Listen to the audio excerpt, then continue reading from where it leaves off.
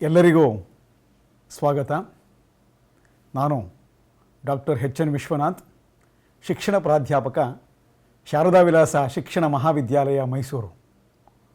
ಇದೀಗ ನಿಮ್ಮ ಮುಂದೆ ಗುಜರಾತ್ನ ಗಾಂಧಿನಗರದಲ್ಲಿರತಕ್ಕಂತಹ ಭಾರತೀಯ ಪ್ರಶಿಕ್ಷಣ ಮಹಾಸಂಸ್ಥಾನ, Indian institute of teacher education, Punjab ರಾಜ್ಯ ಸರ್ಕಾರದ ಒಂದು ಸ್ಟೇಟ್ ಪಬ್ಲಿಕ್ ಯೂನಿವರ್ಸಿಟಿ ಇದು. ಸೊ ಇಲ್ಲಿಂದ ನಾನು ಮಾತಾಡ್ತಾ ಇದ್ದೇನೆ.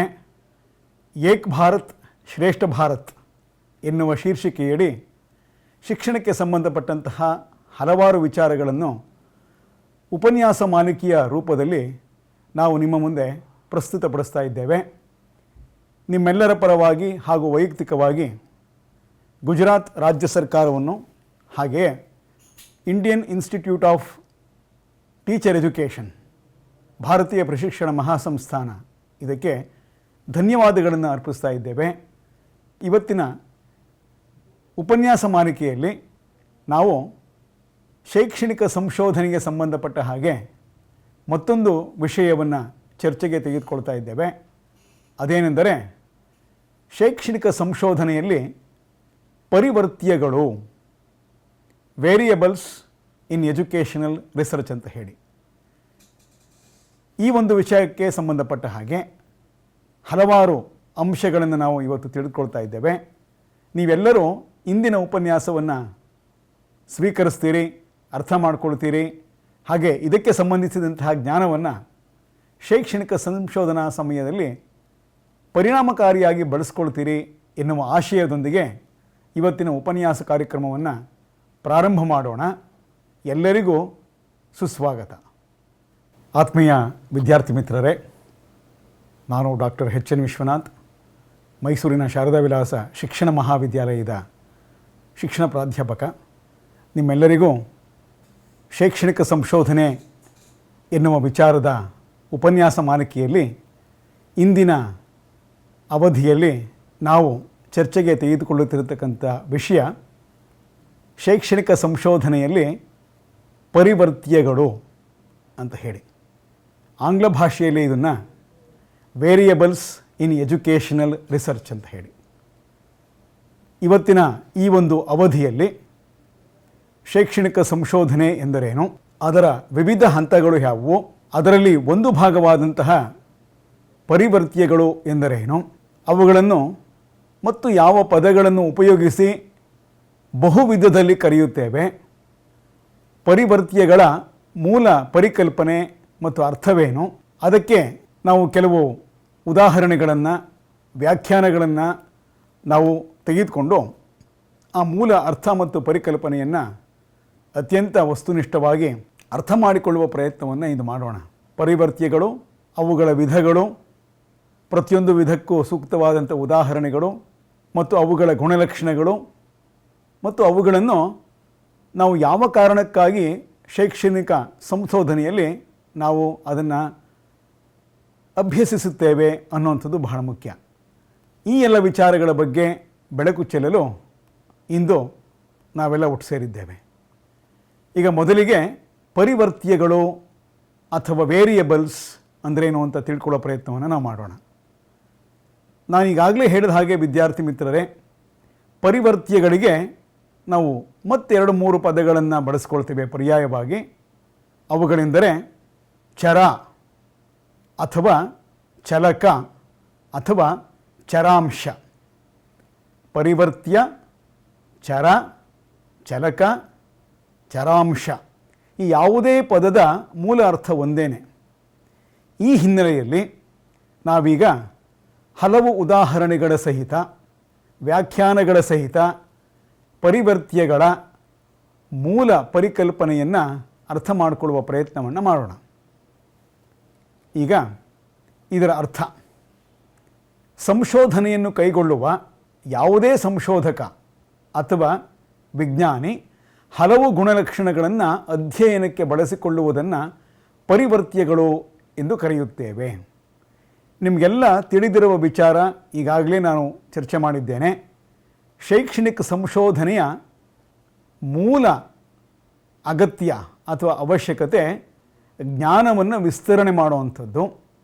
ಶೈಕ್ಷಣಿಕ ಸನ್ನಿವೇಶದಲ್ಲಿ ಎದುರಾಗುವ ಯಾವುದೇ ರೀತಿಯ ಸಮಸ್ಯೆಗಳನ್ನು ಅತ್ಯಂತ ವೈಜ್ಞಾನಿಕ ರೀತಿಯಲ್ಲಿ ಪರಿಹಾರ ಮಾಡುವಂಥದ್ದು ಮತ್ತು ಶೈಕ್ಷಣಿಕ ಸಂಶೋಧನೆಯ ಮೂಲಕ ಶಿಕ್ಷಣದ ಗುಣಮಟ್ಟವನ್ನು ಹೆಚ್ಚಳ ಮಾಡುವುದರ ಹಿನ್ನೆಲೆಯಲ್ಲಿ ಶಿಕ್ಷಣದ ಬೇರೆ ಬೇರೆ ಆಯಾಮಗಳನ್ನು ಪರಿಗಣಿಸಿಕೊಂಡು ಅದರಲ್ಲಿ ಉಂಟಾಗತಕ್ಕಂತಹ ಸಮಸ್ಯೆಗಳನ್ನು ಕಂಡುಹಿಡಿದು ಅದರೊಳಗೆ ಬರತಕ್ಕಂಥ ಕೆಲವು ಅಂಶಗಳನ್ನು ಪರಿಗಣಿಸಿ ಆ ಅಂಶಗಳ ಮೇಲೆ ನಾವು ಪ್ರಯೋಗಗಳನ್ನು ಕೈಗೊಳ್ಳುವಂಥದ್ದು.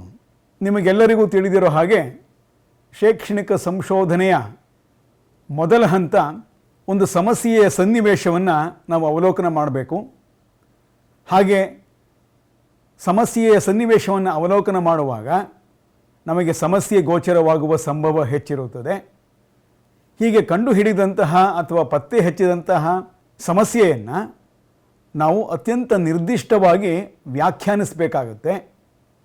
ನಿರ್ದಿಷ್ಟ ರೂಪದಲ್ಲಿ ಸಮಸ್ಯೆಯನ್ನು ವ್ಯಾಖ್ಯಾನಿಸದಿದ್ದರೆ ವಸ್ತುನಿಷ್ಠವಾದಂತಹ ಅತ್ಯಂತ ನಿಖರವಾದಂತಹ ಫಲಿತಾಂಶಗಳನ್ನು ಅಥವಾ ಪರಿಹಾರಗಳನ್ನು ನಾವು ಕಂಡುಕೊಳ್ಳೋದಕ್ಕೆ ಸಾಧ್ಯ ಇಲ್ಲ ಅನ್ನುವಂಥ ಹಿನ್ನೆಲೆಯಲ್ಲಿ ಈ ಮಾತು. ನಂತರ ಆ ಸಮಸ್ಯೆಗೆ ಸಂಬಂಧಪಟ್ಟಂತಹ ದತ್ತಾಂಶಗಳನ್ನು ನಾವು ಬೇರೆ ಬೇರೆ ಮೂಲಗಳಿಂದ ನಾವು ಸಂಗ್ರಹ ಮಾಡಿಕೊಳ್ತೇವೆ, ಕ್ರೋಢೀಕರಣ ಮಾಡಿಕೊಳ್ತೇವೆ, ವಿಶ್ಲೇಷಣೆ ಮಾಡ್ತೇವೆ. ಹಾಗೆ ಪ್ರಾಕಲ್ಪನೆಗಳನ್ನು ರಚಿಸಿಕೊಳ್ತೇವೆ. ಪ್ರಾಕಲ್ಪನೆಗಳನ್ನು ರಚಿಸಿಕೊಳ್ಳುವಾಗ ನಾವು ಈ ಶೈಕ್ಷಣಿಕ ಸಂಶೋಧನೆಯಲ್ಲಿ ಆಯ್ಕೆ ಮಾಡಿಕೊಂಡಂತಹ ವಿಚಾರಕ್ಕೆ ಸಂಬಂಧಪಟ್ಟ ಹಾಗೆ ಹಲವು ಅಂಶಗಳನ್ನು ಪರಿಗಣಿಸ್ತೇವೆ. ಸೊ ಯಾವ ಅಂಶಗಳನ್ನು ನಾವು ಶೈಕ್ಷಣಿಕ ಸಂಶೋಧನೆಯಲ್ಲಿ ಪರಿಗಣಿಸುತ್ತೇವೆಯೋ ಅಂತಹ ಅಂಶಗಳು ಸಹಜವಾಗಿ ಹಲವು ಕಾಲ ಸ್ಥಿರವಾಗಿರಬಹುದು.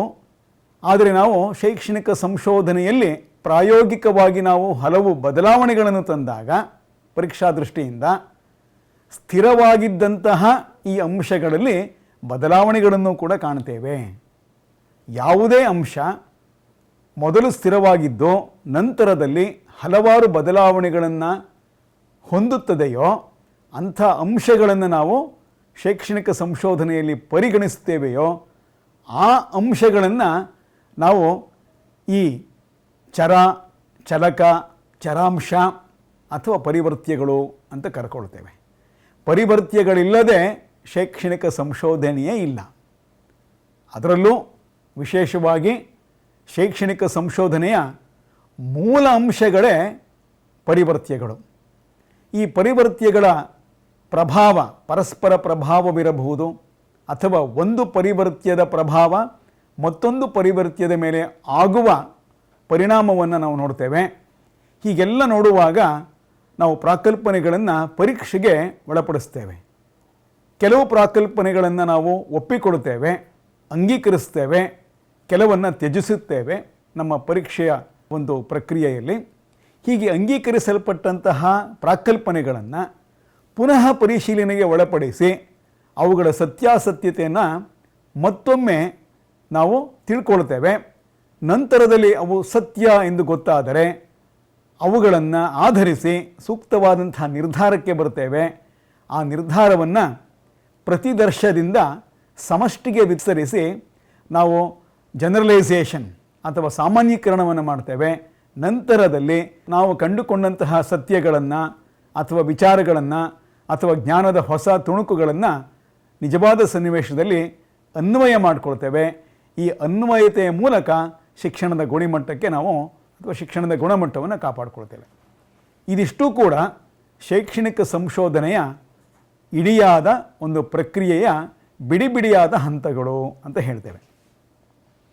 ಇಷ್ಟನ್ನು ನಾನು ಯಾಕೆ ತಮ್ಮ ಮುಂದೆ ನಿವೇದನೆ ಮಾಡಿಕೊಂಡೆ ಅಂತ ಅಂದರೆ, ಇದರಲ್ಲಿ ಸಮಸ್ಯಾ ಸನ್ನಿವೇಶದಲ್ಲಿ ನಾವು ಅಭ್ಯಸಿಸುವ ಅಥವಾ ನಾವು ಕಂಡುಕೊಳ್ಳತಕ್ಕಂತಹ ಕೆಲವು ಅಂಶಗಳನ್ನು ನಾವು ಈ ಸಂಶೋಧನೆಗೆ ಒಳಪಡಿಸ್ತೇವೆ.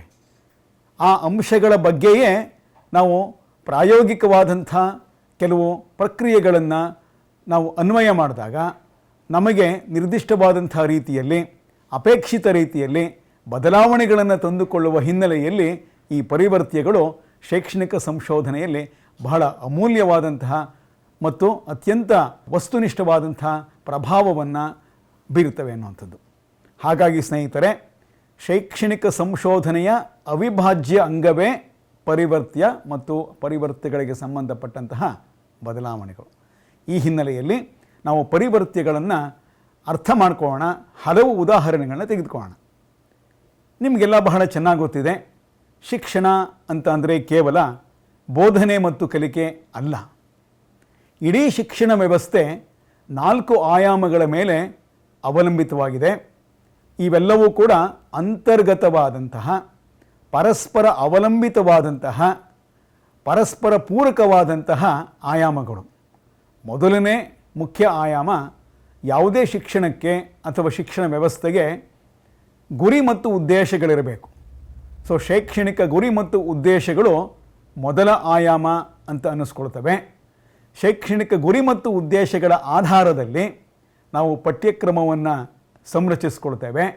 ಹಾಗಾಗಿ ಪಠ್ಯಕ್ರಮದ ರಚನೆ, ಪಠ್ಯಕ್ರಮದ ವರ್ಗಾವಣೆ ಅಂದರೆ ಬೋಧನೆ ಮತ್ತು ಪಠ್ಯಕ್ರಮದ ಮೌಲ್ಯಮಾಪನ ಇವೆಲ್ಲವನ್ನು ಒಟ್ಟಾರೆಯಾಗಿ ನಾವು ಸೇರಿಸಿದಾಗ ಪಠ್ಯಕ್ರಮ ಎನ್ನತಕ್ಕಂಥ ಎರಡನೇ ಆಯಾಮವನ್ನು ನಾವು ನೋಡ್ತೇವೆ. ಈ ಪಠ್ಯಕ್ರಮವನ್ನು ವರ್ಗಾವಣೆ ಮಾಡಬೇಕಾದ್ರೆ ನಮಗೆ ಬೋಧನೆ ಬಹಳ ಮುಖ್ಯ. It is called curriculum transaction. ಈ ಪಠ್ಯಕ್ರಮ ವರ್ಗಾವಣೆ ಆಗುವಂಥದ್ದು ಯಾರಿಂದ ಯಾರಿಗೆ, ಯಾವ ಪ್ರಕ್ರಿಯೆಯ ಮೂಲಕ? ಇದು ಶಿಕ್ಷಕನಿಂದ ಬೋಧನೆ ಮತ್ತು ವಿದ್ಯಾರ್ಥಿಗಳಿಂದ ಕಲಿಕೆ. ಸೊ ಹಾಗಾಗಿ ಮೂರನೇ ಅವಿಭಾಜ್ಯ ಆಯಾಮ ಯಾವುದಪ್ಪ ಅಂತ ಅಂದರೆ ಬೋಧನೆ ಮತ್ತು ಕಲಿಕೆ. ಹಾಗೆ ನಾಲ್ಕನೇದು, ಈ ಎಲ್ಲ 3 ಅಂಶಗಳು ಕೂಡ ಎಷ್ಟರ ಮಟ್ಟಿಗೆ ಯಶಸ್ವಿಯಾಗಿ ಈಡೇರಿಸಲ್ಪಟ್ಟಿವೆ, ಅವುಗಳ ಗುಣಾತ್ಮಕತೆ ಏನು, ಅವುಗಳನ್ನು ಪರೀಕ್ಷೆಗೆ ಒಳಪಡಿಸಿ ತನ್ನನ್ನು ತಾನು ಪರೀಕ್ಷೆಗೆ ಒಳಪಡಿಸಿಕೊಂಡು ತನ್ಮೂಲಕ ಇಡೀ ಶಿಕ್ಷಣ ವ್ಯವಸ್ಥೆಯ ಗುಣಮಟ್ಟವನ್ನು ಅಭಿವೃದ್ಧಿ ಮಾಡೋದಕ್ಕೆ ಸಹಾಯ ಮಾಡುವಂಥದ್ದು 4ನೇ ಆಯಾಮ, ಬಹುಮುಖ್ಯವಾದಂಥ ಆಯಾಮ, ಅದು ಮೌಲ್ಯಮಾಪನ. ಹಾಗಾಗಿ ಶಿಕ್ಷಣದ ಅಥವಾ ಶಿಕ್ಷಣ ವ್ಯವಸ್ಥೆಯ 4 ಪರಸ್ಪರ ಪೂರಕ, ಅಂತರ್ಗತ, ಪರಸ್ಪರಾವಲಂಬಿತ, ಅನಿವಾರ್ಯವಾದಂತಹ 4 ಆಯಾಮಗಳು ಯಾವುವೆಂದರೆ ಶೈಕ್ಷಣಿಕ ಗುರಿ ಮತ್ತು ಉದ್ದೇಶಗಳು, ಅವುಗಳಿಂದ ಆಧರಿತವಾದಂತಹ ಪಠ್ಯಕ್ರಮ, ಆ ಪಠ್ಯಕ್ರಮವನ್ನು ಮಕ್ಕಳಿಗೆ ಬೋಧನೆ ಮತ್ತು ಕಲಿಕೆಯನ್ನು ಉಂಟು ಮಾಡುವುದರ ಹಿನ್ನೆಲೆಯಲ್ಲಿ ನಾವು ವರ್ಗಾವಣೆ ಮಾಡ್ತೇವೆ, ಅದು ಬೋಧನೆ ಮತ್ತು ಕಲಿಕೆ ಅನ್ನಿಸ್ಕೊಳ್ಳುತ್ತೆ.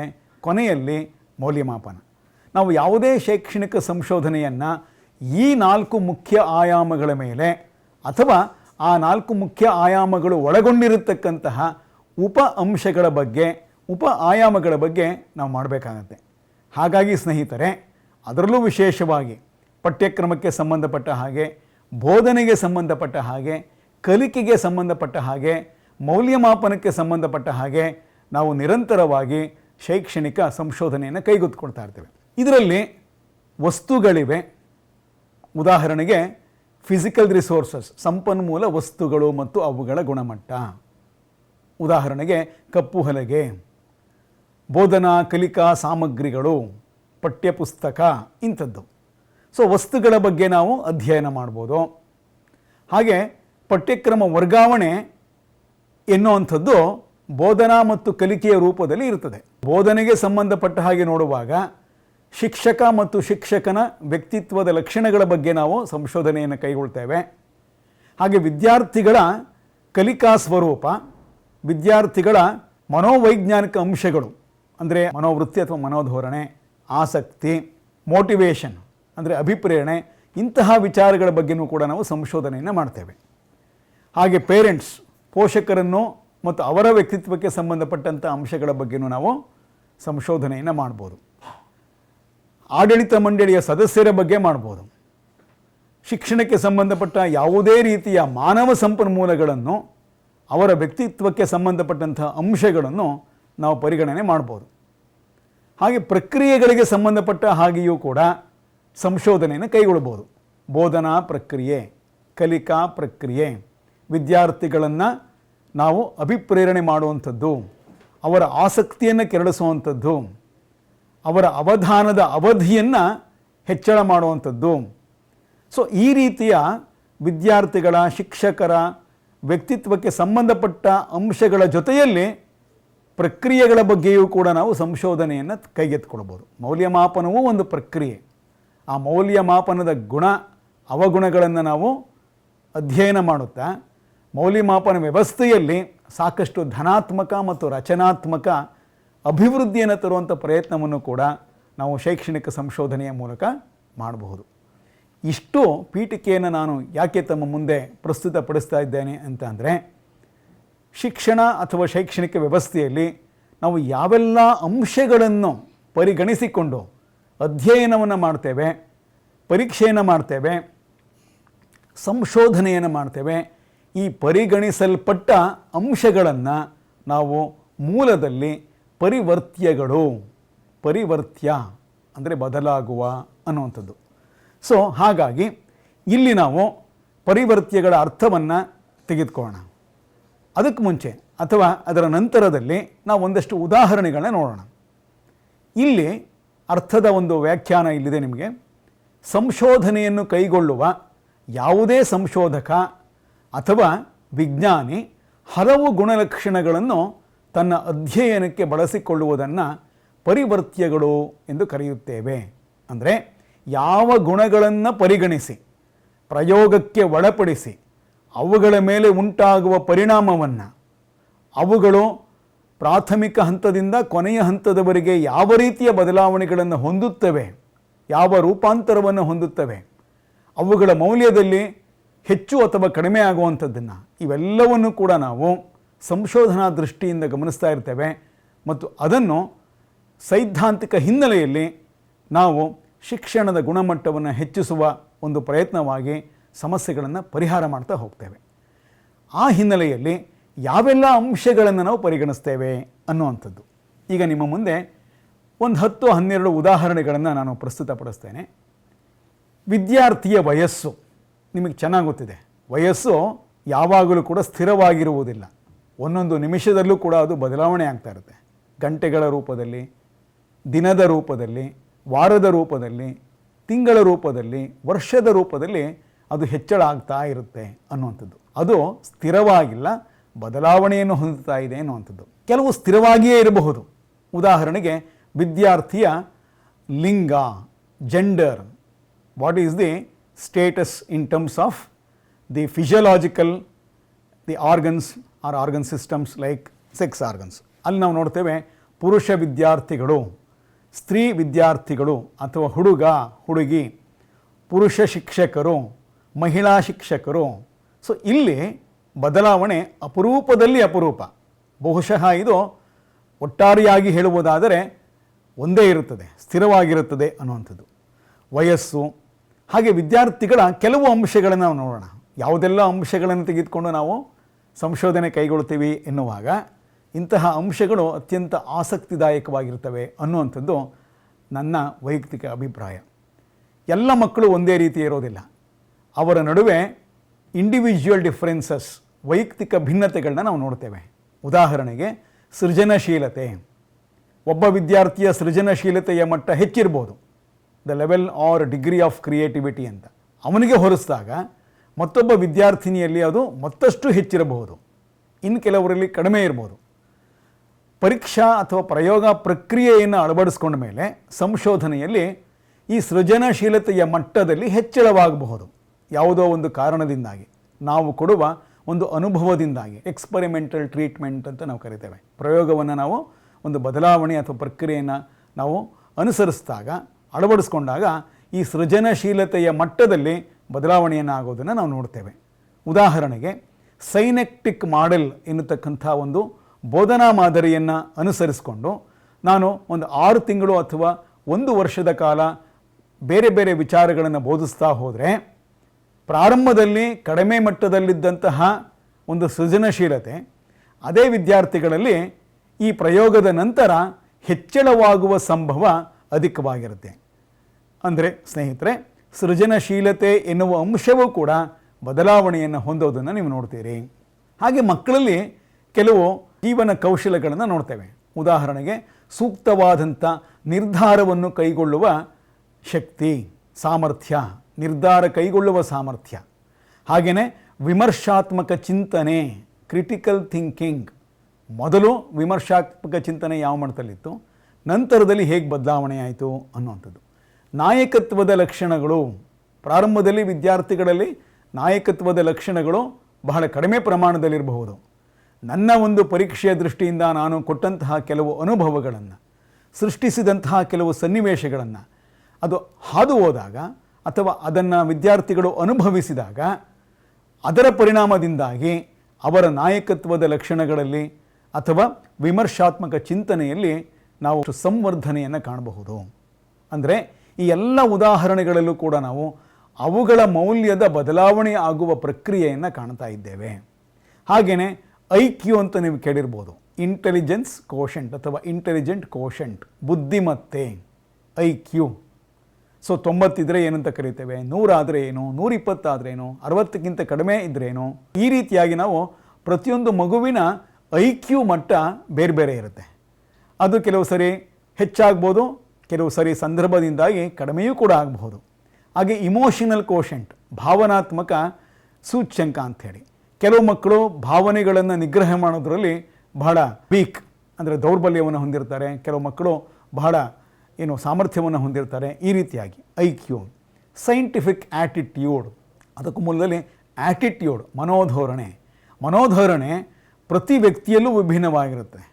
ಪ್ರತಿ ವಿಚಾರಕ್ಕೆ ಸಂಬಂಧಪಟ್ಟ ಹಾಗೆ, ಪ್ರತಿ ಸನ್ನಿವೇಶಕ್ಕೆ ಸಂಬಂಧಪಟ್ಟ ಹಾಗೆ, ಪ್ರಕ್ರಿಯೆಗೆ ಸಂಬಂಧಪಟ್ಟ ಹಾಗೆ, ವಸ್ತುವನ್ನು ಕುರಿತ ಹಾಗೆ, ವ್ಯಕ್ತಿಯನ್ನು ಕುರಿತ ಹಾಗೆ, ಸ್ಥಳವನ್ನು ಕುರಿತ ಹಾಗೆ ಒಬ್ಬೊಬ್ಬ ವ್ಯಕ್ತಿಗೆ ಒಂದೊಂದು ರೀತಿಯ ದೃಷ್ಟಿಕೋನ ಮತ್ತು ನೋಡುವ ಬಗೆ ಇರುತ್ತದೆ.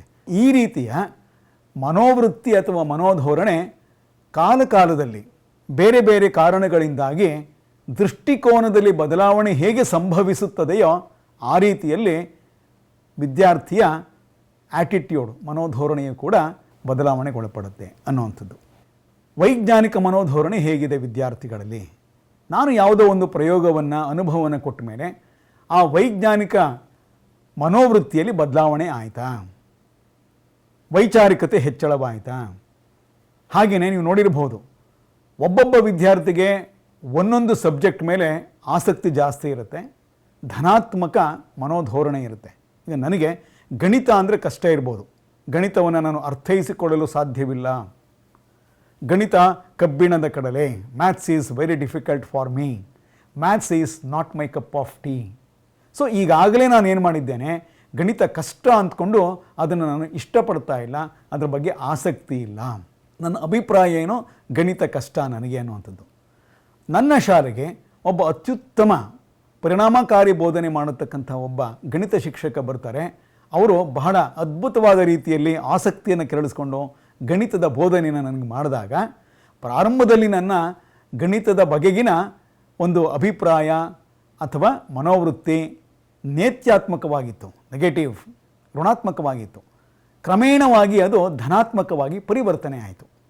ಸೊ ನನ್ನ ಗಣಿತದ ಶಿಕ್ಷಕ ಬದಲಾದ ವಿಧಾನಗಳ ಮೂಲಕ, ಆಧುನಿಕ ವಿಧಾನಗಳ ಮೂಲಕ ಪರಿಣಾಮಕಾರಿಯಾಗಿ ಗಣಿತವನ್ನು ಬೋಧನೆ ಮಾಡೋದಕ್ಕೆ ಶುರು ಮಾಡಿದಾಗಲಿಂದ ಇವತ್ತಿನವರೆಗೆ ನಿರಂತರವಾಗಿ ಅದರ ಪ್ರಭಾವದಿಂದಾಗಿ ಕ್ರಮೇಣವಾಗಿ ನನ್ನಲ್ಲಿ ಗಣಿತದ ಬಗೆಗಿನ ನೇತ್ಯಾತ್ಮಕ ಧೋರಣೆ ಧನಾತ್ಮಕ ಧೋರಣೆಯಾಗಿ ನಿರಂತರವಾಗಿ ಬದಲಾವಣೆ ಆಯಿತು.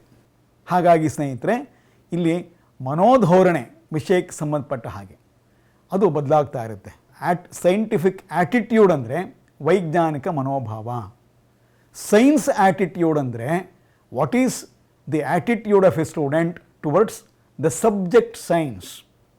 ನಾನು ಮ್ಯಾಥಮೆಟಿಕ್ಸ್ ಕೇಳದೇ ಇರೋ ಹಾಗೆ ಗಣಿತದ ಬಗ್ಗೆ, ಭಾಷೆ ಬಗ್ಗೆ ಯಾವುದು ಬೇಕಾದ್ರೂ ಆಗ್ಬೋದು.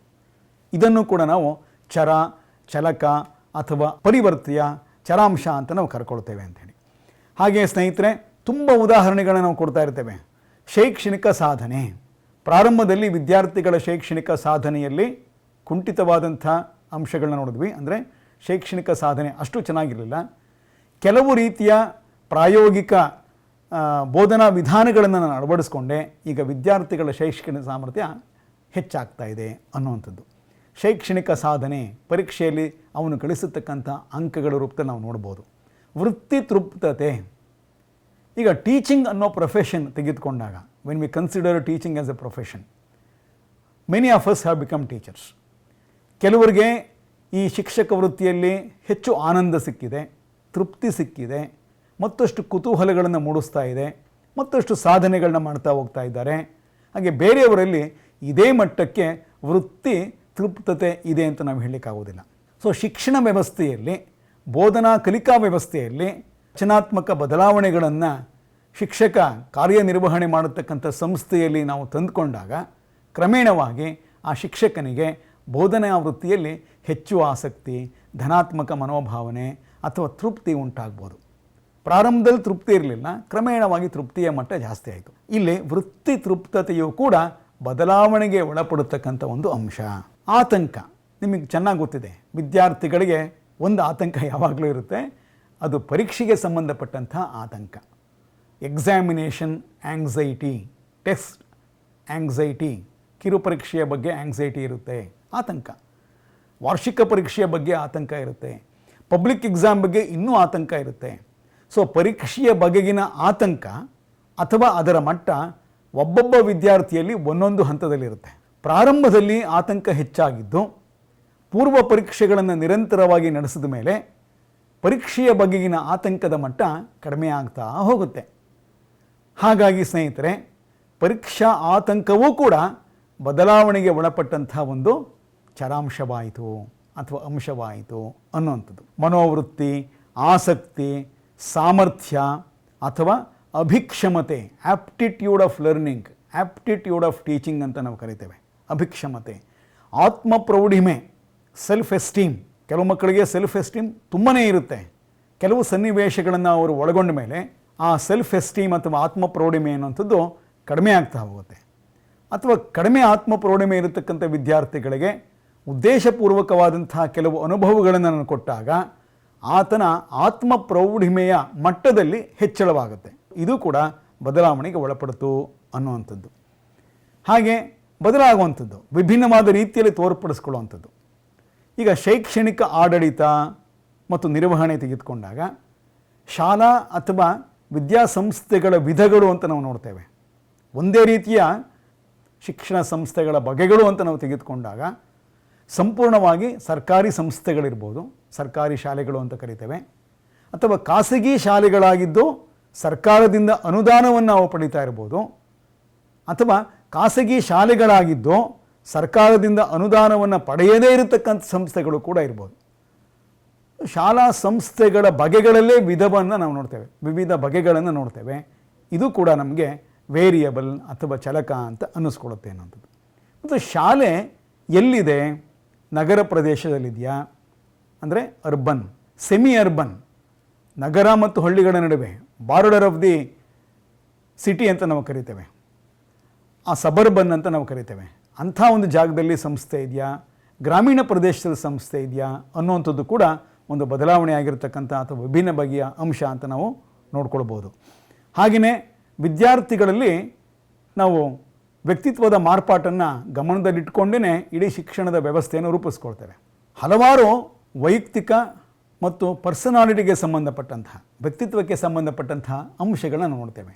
ಉದಾಹರಣೆಗೆ ಆಸಕ್ತಿ, ಇಂಟ್ರೆಸ್ಟ್, ಮೋಟಿವೇಶನ್ ಅಂದರೆ ಅಭಿಪ್ರೇರಣೆ. ಕೆಲವು ಮಕ್ಕಳು ಸ್ವಯಂ ಅಭಿಪ್ರೇರಣೆಯನ್ನು ಹೊಂದ್ತಾ ಇರ್ತಾರೆ, ಸೆಲ್ಫ್ ಮೋಟಿವೇಟೆಡ್ ಸ್ಟೂಡೆಂಟ್ಸ್ ಅಂತ ನಾವು ಕರಿತೇವೆ. ಸ್ವಯಂ ಅಭಿಪ್ರೇರಣೆ, ಸ್ವಯಂ ಪ್ರೇರಣೆಯನ್ನು ಹೊಂದುವಂಥ ವಿದ್ಯಾರ್ಥಿಗಳು. ಕೆಲವು ವಿದ್ಯಾರ್ಥಿಗಳಿಗೆ ಪ್ರೇರಣೆ ಬಾಹ್ಯದಿಂದ ಬರಬೇಕಾಗತ್ತೆ, ಎಕ್ಸ್ಟರ್ನಲ್ ಮೋಟಿವೇಶನ್ ಅಂತ ಕರಿತೇವೆ. ಕೆಲವು ವಿದ್ಯಾರ್ಥಿಗಳಿಗೆ ಆಂತರಿಕವಾಗಿಯೂ ಅಭಿಪ್ರೇರಣೆ ಮೂಡುವುದಿಲ್ಲ, ಬಾಹ್ಯದ ಅಭಿಪ್ರೇರಣೆಯನ್ನು ಕೂಡ ಅವರು ಸ್ವೀಕರಿಸುವುದಿಲ್ಲ. ಅವರು ಬದಲಾವಣೆಯನ್ನು ಹೊಂದುವಂಥದ್ದು ಕಷ್ಟ ಸಾಧ್ಯ. ಇಲ್ಲಿ ಅಭಿಪ್ರೇರಣೆಗೆ ಸಂಬಂಧಪಟ್ಟ ಹಾಗೆ ಬೇರೆ ಬೇರೆ ವಿದ್ಯಾರ್ಥಿಗಳಲ್ಲಿ ಬೇರೆ ಬೇರೆ ಮಟ್ಟವನ್ನು ಕಾಣ್ತೇವೆ. ಅವಧಾನ, ಪಾಠವನ್ನು ಕಲಿಯುವಾಗ ಅವಧಾನ, ಏಕಾಗ್ರಚಿತ್ತತೆ ಅಂತ ನಾವು ಕರಿಬೋದು. ಇದರ ಮಟ್ಟವೂ ಕೂಡ ಬೇರೆ ಬೇರೆ ವಿದ್ಯಾರ್ಥಿಗಳಲ್ಲಿ ಬೇರೆ ಬೇರೆ ಇರುತ್ತೆ. ಪರೀಕ್ಷೆಗೆ ಮುನ್ನ ಅಥವಾ ಪ್ರಯೋಗಕ್ಕೆ ಮುನ್ನ, ಸಂಶೋಧನೆಗೆ ಮುನ್ನ, ಸಂಶೋಧನಾ ನಂತರ, ಪ್ರಯೋಗದ ನಂತರ ಈ ಎಲ್ಲ ಈ ವ್ಯಕ್ತಿತ್ವಕ್ಕೆ ಸಂಬಂಧಪಟ್ಟ ಅಂಶಗಳಲ್ಲಿ ಬದಲಾವಣೆಗಳನ್ನು ನಾವು ಕಾಣ್ತೇವೆ. ಇದು ಸಹಜ. ಅದರಲ್ಲೂ ವಿಶೇಷವಾಗಿ ಎಕ್ಸ್ಟ್ರಾವರ್ಷನ್ ಆ್ಯಂಡ್ ಇಂಟ್ರಾವರ್ಷನ್ ಅಂತ ನೋಡ್ಬೋದು. ವ್ಯಕ್ತಿತ್ವಕ್ಕೆ ಸಂಬಂಧಪಟ್ಟಾಗಿ ಇದೊಂದು ಉದಾಹರಣೆ ತೆಗೆದುಕೊಳ್ಳೋಣ. ಪ್ರಾರಂಭದಲ್ಲಿ ವಿದ್ಯಾರ್ಥಿಗಳು ಬಹಳ ಅಂತರ್ಮುಖಿಗಳಾಗಿದ್ದರು. In the beginning most of the students were introverts. But ನನಗೆ ಇಷ್ಟೊಂದು ಅಂತರ್ಮುಖತೆ ಇದ್ದರೆ ಜೀವನದಲ್ಲಿ ಅಥವಾ ಶೈಕ್ಷಣಿಕ ರಂಗದಲ್ಲಿ ಅವರ ಸಾಧನೆ ಕುಂಠಿತವಾಗಬಹುದು ಎನ್ನುವ ಆತಂಕದಿಂದಾಗಿ ಆ ಅಂತರ್ಮುಖತೆಯಿಂದ ಮಕ್ಕಳನ್ನು ಆಚೆ ತಂದು ಬಹಿರ್ಮುಖತೆಯನ್ನು ಅವರಲ್ಲಿ ಮೂಡಿಸುವ ಪ್ರಯತ್ನವನ್ನು ನಾನು ಮಾಡಬೇಕಾಗುತ್ತೆ. ಸೊ ಅಂತಹ ಪ್ರಯೋಗಗಳಿಗೆ ವಿದ್ಯಾರ್ಥಿಗಳನ್ನು ನಾನು ಒಡ್ಡಿದಾಗ ಅಥವಾ ಅವರನ್ನು ಅದಕ್ಕೆ ತೆರೆದಾಗ ಆ ಮಕ್ಕಳಲ್ಲಿ ಕ್ರಮೇಣವಾಗಿ ಅಂತರ್ಮುಖತೆ ಬಹಿರ್ಮುಖತೆಯಾಗಿ ಪರಿವರ್ತನೆ ಆಗೋದನ್ನು ಕಾಣ್ತೇವೆ. ಸಾಧನಾ ಪ್ರೇರಣೆ ಉದಾಹರಣೆಗೆ ಇನ್ನೊಂದು ಸಾಧನಾ ಪ್ರೇರಣೆ, ಅಚೀವ್ಮೆಂಟ್ ಮೋಟಿವೇಶನ್. ಕೆಲವರಲ್ಲಿ ಆ ಸಾಧನಾ ಪ್ರೇರಣೆಯ ಸ್ವಯಂ ಸಾಧನಾ ಪ್ರೇರಣೆಯ ಮಟ್ಟ ತುಂಬ ಹೆಚ್ಚಾಗಿರುತ್ತೆ, ಕೆಲವರಲ್ಲಿ ಕಡಿಮೆ ಇರುತ್ತೆ. ಬಾಹ್ಯದಿಂದ ಪ್ರೇರೇಪಣೆ ಕೊಡಬೇಕಾಗತ್ತೆ ಅವರಿಗೆ, ಮತ್ತು ಕೆಲವರಿಗೆ ಅಂತರ್ಗತವಾಗಿಯೂ ಇಲ್ಲ, ಬಾಹ್ಯದಿಂದಲೂ ಅವರು ಸ್ವೀಕರಿಸಲು ಸಾಧ್ಯವಿಲ್ಲ ಅನ್ನುವಂಥದ್ದು. ಸೊ ಸಾಧನಾ ಪ್ರೇರಣೆಯ ಮಟ್ಟ ಕೂಡ ಬದಲಾಗ್ತಾ ಇರುತ್ತೆ. ಉದಾಹರಣೆಗೆ ನನ್ನ ತರಗತಿಯ ಕೆಲವು ಮಕ್ಕಳಲ್ಲಿ ಸಾಧನಾ ಪ್ರೇರಣೆಯ ಮಟ್ಟ ಬಹಳ ಕಡಿಮೆ ಇದೆ ಅಂದ್ಕೊಳ್ಳಿ. ನಾನು ನಿರಂತರವಾಗಿ ಅವರಿಗೆ ಮಾರ್ಗದರ್ಶನವನ್ನು ನೀಡ್ತೇನೆ, ವೈಯಕ್ತಿಕವಾದಂಥ ಅಥವಾ ಆಪ್ತ ಸಮಾಲೋಚನೆಯನ್ನು ಮಾಡ್ತೇನೆ. ಅವರಿಗೆ ಇಷ್ಟವಾಗುವ ರೀತಿಯಲ್ಲಿ ನಾನು ನನ್ನ ವ್ಯಕ್ತಿತ್ವವನ್ನು ಬದಲಾಯಿಸ್ಕೊಳ್ತೇನೆ. ಅವರಿಗೆ ಹೆಚ್ಚು ಆಸಕ್ತಿ ಉಂಟು ಮಾಡುವ, ಕುತೂಹಲವನ್ನು ಜಾಗೃತಗೊಳಿಸುವ ರೀತಿಯಲ್ಲಿ ನಾನು ಬೋಧನಾ ವಿಧಾನಗಳನ್ನು ಮಾರ್ಪಡಿಸ್ಕೊಳ್ತೇನೆ. ಕ್ರಮೇಣವಾಗಿ ಅವರಲ್ಲಿ ಆಸಕ್ತಿ ಹೆಚ್ಚಾಗುತ್ತೆ, ಸಾಧನೆ ಕೂಡ ಹೆಚ್ಚಾಗುತ್ತೆ. ಸೊ ಇಂತಹ ಮಕ್ಕಳು ಪ್ರಾರಂಭದಲ್ಲಿ ಅವರು ಸ್ವಯಂ ಪ್ರೇರಣೆಯನ್ನು ಹೊಂದಿರಲಿಲ್ಲ, ಸಾಧನೆ ಮಾಡಬೇಕು ಅಂತ ಅವರಿಗೆ ಪ್ರೇರೇಪಣೆ ಮೂಡಿರಲಿಲ್ಲ. ಕ್ರಮೇಣವಾಗಿ ಅವರಿಗೇ ಅರ್ಥ ಆಗ್ತಾ ಹೋಗುತ್ತೆ, ನಾನು ಕೂಡ ಸಾಧಿಸಬಲ್ಲೆ ಅನ್ನುವಂಥದ್ದು. ಹಾಗಾಗಿ ಈ ಸಾಧನಾ ಪ್ರೇರಣೆಯು ಕೂಡ ಒಂದು ಬದಲಾವಣೆಗೆ ಒಳಗೊಳ್ಳತಕ್ಕಂಥ ಒಂದು ಪರಿವರ್ತ್ಯ ಅನ್ನುವಂಥದ್ದು. ಹಾಗೆ ವಿದ್ಯಾರ್ಥಿಗಳ ಕಲಿಕಾ ಸ್ವರೂಪವನ್ನು ನಾವು ತೆಗೆದುಕೊಂಡಾಗ ಅವಧಾನದ ಅವಧಿ ಬೇರೆ ಬೇರೆ ಇರುತ್ತೆ. ಕೆಲವು ಮಕ್ಕಳು 40 ನಿಮಿಷ ನಿರಂತರವಾಗಿ ಪಾಠವನ್ನು ಏಕಾಗ್ರಚಿತ್ತತೆಯಿಂದ ಕೇಳ್ತಾರೆ, ಕೆಲವರು 20 ನಿಮಿಷ, ಕೆಲವರು 25 ನಿಮಿಷ, ಕೆಲವ್ರಿಗೆ 10 ನಿಮಿಷ, ಕೆಲವ್ರಿಗೆ 5 ನಿಮಿಷ. ಇನ್ನು ಕೆಲವು ಮಕ್ಕಳಿಗೆ 1 ನಿಮಿಷ 2 ನಿಮಿಷದಲ್ಲಿ ಆ ಏಕಾಗ್ರಚಿತ್ತತೆ ಹೊರಟೋಗುತ್ತೆ, ಬೇರೆ ಬೇರೆ ಕಡೆ ಅವರ ಗಮನ ಹೋಗ್ತಾ ಇರುತ್ತೆ. ಅವಧಾನದ ನಿಯಂತ್ರಣ ಹೆಚ್ಚಾಗಬೇಕು ಅನ್ನೋ ದೃಷ್ಟಿಯಿಂದ ನಾನು ಕೆಲವು ಪ್ರಯೋಗಗಳನ್ನ ಕೈಗೊಳ್ತೇನೆ. ನನಗೆ ಗೊತ್ತಾಗ್ತಾ ಹೋಗುತ್ತೆ ಇಂತಹ ಕ್ರಮಗಳಿಂದ, ಮಾರ್ಗೋಪಾಯಗಳಿಂದ ವಿದ್ಯಾರ್ಥಿಗಳಲ್ಲಿ ಅವಧಾನದ ಅವಧಿ ಹೆಚ್ಚಳ ಆಗ್ತಾ ಇದೆ ಅನ್ನುವಂಥದ್ದು. ಸ್ನೇಹಿತರೆ, ಹಾಗಾಗಿ ಈ ಎಲ್ಲ ಬದಲಾಗುವ ಅಂಶಗಳನ್ನು ನಾವು ಪರಿವರ್ತ್ಯಗಳು ಪರಿಣಾಮಕ್ಕೆ ಒಳಗಾಗಿ ಬದಲಾಗುವ ಅಂಶಗಳು, ಪರಿಣಾಮಕ್ಕೆ ಒಳಗಾಗಿ ಅಥವಾ ಪರಿಣಾಮವನ್ನು ಬೀರುವುದರಿಂದ ತಾವು ಅಥವಾ ತಾವೇ ತಮ್ಮಲ್ಲೇ ಬದಲಾವಣೆಗಳನ್ನು ತಂದುಕೊಳ್ಳತಕ್ಕಂತಹ ಅಥವಾ ಬದಲಾವಣೆಯನ್ನು ಹೊಂದತಕ್ಕಂತಹ ಯಾವುದೇ ಅಂಶ, ಅದು ವ್ಯಕ್ತಿತ್ವಕ್ಕೆ ಸಂಬಂಧಪಟ್ಟಿರ್ಬೋದು, ಶೈಕ್ಷಣಿಕ ಸಂಪನ್ಮೂಲಗಳಿಗೆ ಸಂಬಂಧಪಟ್ಟಾಗಿರ್ಬೋದು, ಮಾನವ ಸಂಪನ್ಮೂಲಗಳು ಅಂದರೆ ಶಿಕ್ಷಕ, ವಿದ್ಯಾರ್ಥಿ, ಪೋಷಕ, ಆಡಳಿತ ಮಂಡಳಿಯ ಸದಸ್ಯರು ಎಲ್ಲರೂ ಕೂಡ, ಹಾಗೆ ಭೌತಿಕ ಸಂಪನ್ಮೂಲಗಳಿಗೆ ಒಳಗೊಂಡಿರ್ಬೋದು, ಪಠ್ಯಕ್ರಮ, ಬೋಧನಾ, ಕಲಿಕೆ, ಮೌಲ್ಯಮಾಪನ, ಇದ್ಯಾವುದೇ ಪ್ರಕ್ರಿಯೆ ಇರ್ಬೋದು, ಅವೆಲ್ಲಕ್ಕೂ ಸಂಬಂಧಪಟ್ಟ ಅಂಶಗಳನ್ನು ನಾವು ಪರಿಗಣನೆಗೆ ತೆಗೆದುಕೊಂಡು ಪ್ರಯೋಗಗಳನ್ನು ಮಾಡ್ತಾ ಹೋಗ್ತೇವೆ. ಈಗ ನಾವು ಈ ಅರ್ಥವನ್ನು ಬೆಂಬಲಿಸತಕ್ಕಂಥ ಅಥವಾ ಅರ್ಥಕ್ಕೆ ಸೂಕ್ತವಾದಂಥ ಪರಿಕಲ್ಪನೆಯನ್ನು ನಾವು ಪಡ್ಕೊಳ್ಬೇಕಾದ್ರೆ ಕೆಲವು ವ್ಯಾಖ್ಯಾನಗಳನ್ನು ನೋಡೋಣ. ನೋಡಿ ಎಷ್ಟು ಚೆನ್ನಾಗಿದೆ, ಬಹಳ ಸರಳವಾಗಿದೆ ಇದು. ಕೆಲವೊಮ್ಮೆ ಸ್ಥಿರ ಅಂದರೆ ಕೆಲವು ಕಾಲ ಸ್ಥಿರವಾಗಿರ್ಬೋದು, ಮತ್ತು ಕೆಲವೊಮ್ಮೆ ಬದಲಾವಣೆಗಳಿಗೆ ಒಳಪಡುವ ಸ್ವಭಾವವನ್ನು ಹೊಂದಿರುವ ಅಂಶಗಳೇ ಪರಿವರ್ತ್ಯಗಳು. ಈಗ ಲಿಂಗ ಅಂತ ತೆಗೆದುಕೊಂಡಾಗ ಹುಡುಗ ಅಥವಾ ಹುಡುಗಿ, ಸ್ತ್ರೀ ಅಥವಾ ಮಹಿಳೆ ಅಂತ ತೆಗೆದುಕೊಂಡಾಗ ಅವು ಬದಲಾವಣೆಗೆ ಒಳಪಡುವುದಿಲ್ಲ ಸಾಮಾನ್ಯವಾಗಿ. ಮೀಡಿಯಮ್ ಆಫ್ ಇನ್ಸ್ಟ್ರಕ್ಷನ್, ಬೋಧನಾ ಭಾಷಾ ಮಾಧ್ಯಮ. ಈಗ ಆಂಗ್ಲ ಮಾಧ್ಯಮದ ವಿದ್ಯಾರ್ಥಿಗಳಿಗೆ ನಾವು ಆಂಗ್ಲ ಭಾಷೆಯಲ್ಲೇ ಪಾಠ ಮಾಡ್ತೇವೆ, ಆಂಗ್ಲ ಭಾಷೆ ಬದಲಾಗುವುದಿಲ್ಲ. ಸೊ ಭಾಷೆ ಬದಲಾಗುವುದಿಲ್ಲ. ಕನ್ನಡ ಮಾಧ್ಯಮದ ವಿದ್ಯಾರ್ಥಿಗಳಿಗೆ ಸಂಪೂರ್ಣವಾಗಿ ಕನ್ನಡದಲ್ಲೇ ನಾವು ಬೋಧಿಸುವಾಗ ಅಥವಾ ಕನ್ನಡದಲ್ಲೇ ಅವರು ಕಲಿಯುವಾಗ ಕನ್ನಡ ಭಾಷೆಯು ಕೂಡ ಬದಲಾವಣೆ ಹೊಂದೋದಿಲ್ಲ ಅಥವಾ ಭಾಷಾಂತರ ಹೊಂದುವುದಿಲ್ಲ ಅನ್ನುವಂಥ ಹಿನ್ನೆಲೆಯಲ್ಲಿ ಇದು ಹೇಳ್ಬೋದು ನಾವು. ಸ್ಥಿರವಾಗಿತ್ತು. ಹಾಗೆಯೇ ಬದಲಾವಣೆಗೆ ಒಳಪಡುವ ಸ್ವಭಾವ, ಇದುವರೆಗೂ ನಾನು ಕನಿಷ್ಠ ಅಂದರೆ ಒಂದು 15-20 ಉದಾಹರಣೆಗಳನ್ನು ತಮ್ಮ ಮುಂದೆ ಪ್ರಸ್ತುತಪಡಿಸಿದ್ನಲ್ಲ, ಆ ಎಲ್ಲವೂ ಕೂಡ ಬದಲಾವಣೆಗಳನ್ನು ಹೊಂದುವಂಥವೇನೆ. ಈ ಹಿನ್ನೆಲೆಯಲ್ಲಿ ಈ ಒಂದು ವಾಕ್ಯ ಏನಿದೆ ಅದನ್ನು ನಾವು ಪರೀಕ್ಷೆಗೊಳಪಡಿಸಿದ್ದೇವೆ ಮತ್ತು ಅರ್ಥ ಮಾಡ್ಕೊಂಡು ಬಿದ್ದಿವೆ ಅಂತ ನಾನು ಅಂದ್ಕೊಳ್ತೇನೆ. ಹಾಗೆ ನೋಡಿ, ಯಾವುದಾದರೊಂದರ ಮೌಲ್ಯ ಕಾಲಕಾಲಕ್ಕೆ ಬದಲಾಗುತ್ತದೆಯೋ ಅದನ್ನು ಪರಿವರ್ತ್ಯ ಎಂದು ಕರೆಯುತ್ತೇವೆ. ಈಗ ತಾನೇ ನಾನು ಸಾಕಷ್ಟು ಉದಾಹರಣೆಗಳನ್ನ ಕೊಟ್ಟಿದ್ದೇನೆ.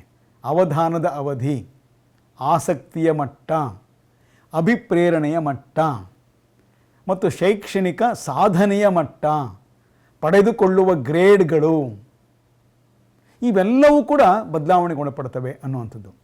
ಕಾರಣ ಮತ್ತು ಪರಿಣಾಮಗಳ ನಡುವಿನ ಸಂಬಂಧವನ್ನು ಯಾವ ಅಂಶಗಳು ತಿಳಿಸುತ್ತವೆಯೋ ಆ ಅಂಶಗಳು ಕೂಡ ಪರಿವರ್ತ್ಯಗಳು ಅಂತ ಅನ್ನಿಸ್ಕೊಳ್ತವೆ ಅನ್ನುವಂಥದ್ದನ್ನು ನಾವು ನೋಡೋಣ.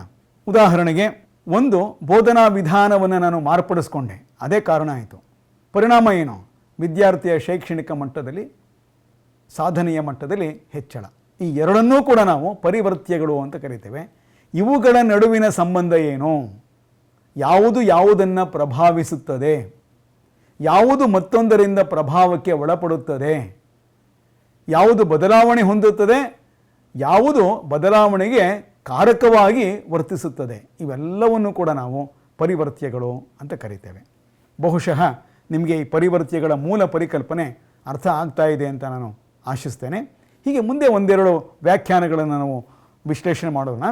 FN ಕರ್ಲಿಂಜರ್ ಅವರು ಏನು ಹೇಳ್ತಾರೆ? ನಿಯೋಜಿಸಿದ ಸಂಖ್ಯೆಗಳು ಅಥವಾ ಮೌಲ್ಯಗಳಿಗೆ ಪರಿವರ್ತ್ಯಗಳು ಒಂದು ಸಂಕೇತ ಚಿಹ್ನೆಯಂತಿರಬಹುದು. ನಿಯೋಜಿಸಿದ ಸಂಖ್ಯೆಗಳು ಅಂದರೆ ಸಂಖ್ಯಾರೂಪದಲ್ಲೂ ನಾವು ಹೇಳ್ತೇವೆ. ಈಗಾಗಲೇ ನಾನು ನಿಮ್ಗೆ ಹೇಳಿದೆ, IQ ಇಂಟೆಲಿಜೆಂಟ್ ಕೋಶಂಟ್ 60, 70, 75, 80, 90, 100, 110, 120, 40 ಹೀಗೆ ಆ ಸಂಖ್ಯೆ ಅಥವಾ ಮೌಲ್ಯಗಳ ರೂಪದಲ್ಲಿ ನಾವು ಅದನ್ನು ನೋಡ್ತೇವೆ. IQ ಅಂದರೆ ಒಂದು ಸಂಖ್ಯೆ ರೂಪದಲ್ಲಿ. What is the IQ of A student ಅಂದ ಕೂಡಲೇ, ಒಬ್ಬ ವಿದ್ಯಾರ್ಥಿಯ ಬುದ್ಧಿಮತ್ತೆ ಎಷ್ಟು ಅಂದ ಕೂಡಲೇ ನಾವು ಹೇಳ್ತೇವೆ 60, 70. ದೇಹದ ಉಷ್ಣತೆ, for example the temperature of the body. So ನಾವು ಹೇಳಿದಾಗ 98, 99, 100 ಡಿಗ್ರಿ ಸೆಲ್ಸಿಯಸ್ ಇರ್ಬೋದು, ಫ್ಯಾರನ್ಹೀಟ್ ಇರ್ಬೋದು. ಸೊ ಆ ರೂಪದಲ್ಲೂ ನಾವು ಹೇಳ್ತೇವೆ. ಸೊ ಉಷ್ಣತೆ ಅನ್ನುವಂಥದ್ದು ಕೂಡ ಬದಲಾವಣೆಗೊಳಪಡ್ತಾ ಇದೆ. ವಿದ್ಯಾರ್ಥಿಯಿಂದ ವಿದ್ಯಾರ್ಥಿಗೆ ದೇಹದ ಉಷ್ಣತೆ ಜಾಸ್ತಿ ಕಡಿಮೆ ಇರ್ಬೋದು. ಹಾಗೆ ಅದೇ ವಿದ್ಯಾರ್ಥಿಯಲ್ಲಿ ಬೇರೆ ಬೇರೆ ಸಂದರ್ಭದಲ್ಲೂ ಕೂಡ ಹೆಚ್ಚು ಕಡಿಮೆ ಆಗ್ಬೋದು. ಅಕಾಡೆಮಿಕ್ ಅಚೀವ್ಮೆಂಟ್, ಶೈಕ್ಷಣಿಕ ಸಾಧನೆ, ಇದನ್ನು ಹೇಗೆ ಹೇಳ್ತೀವಿ ನಾವು? ಈ ಹುಡುಗ ಹೇಗೆ, ಇವನು highly intelligent, he has got first class.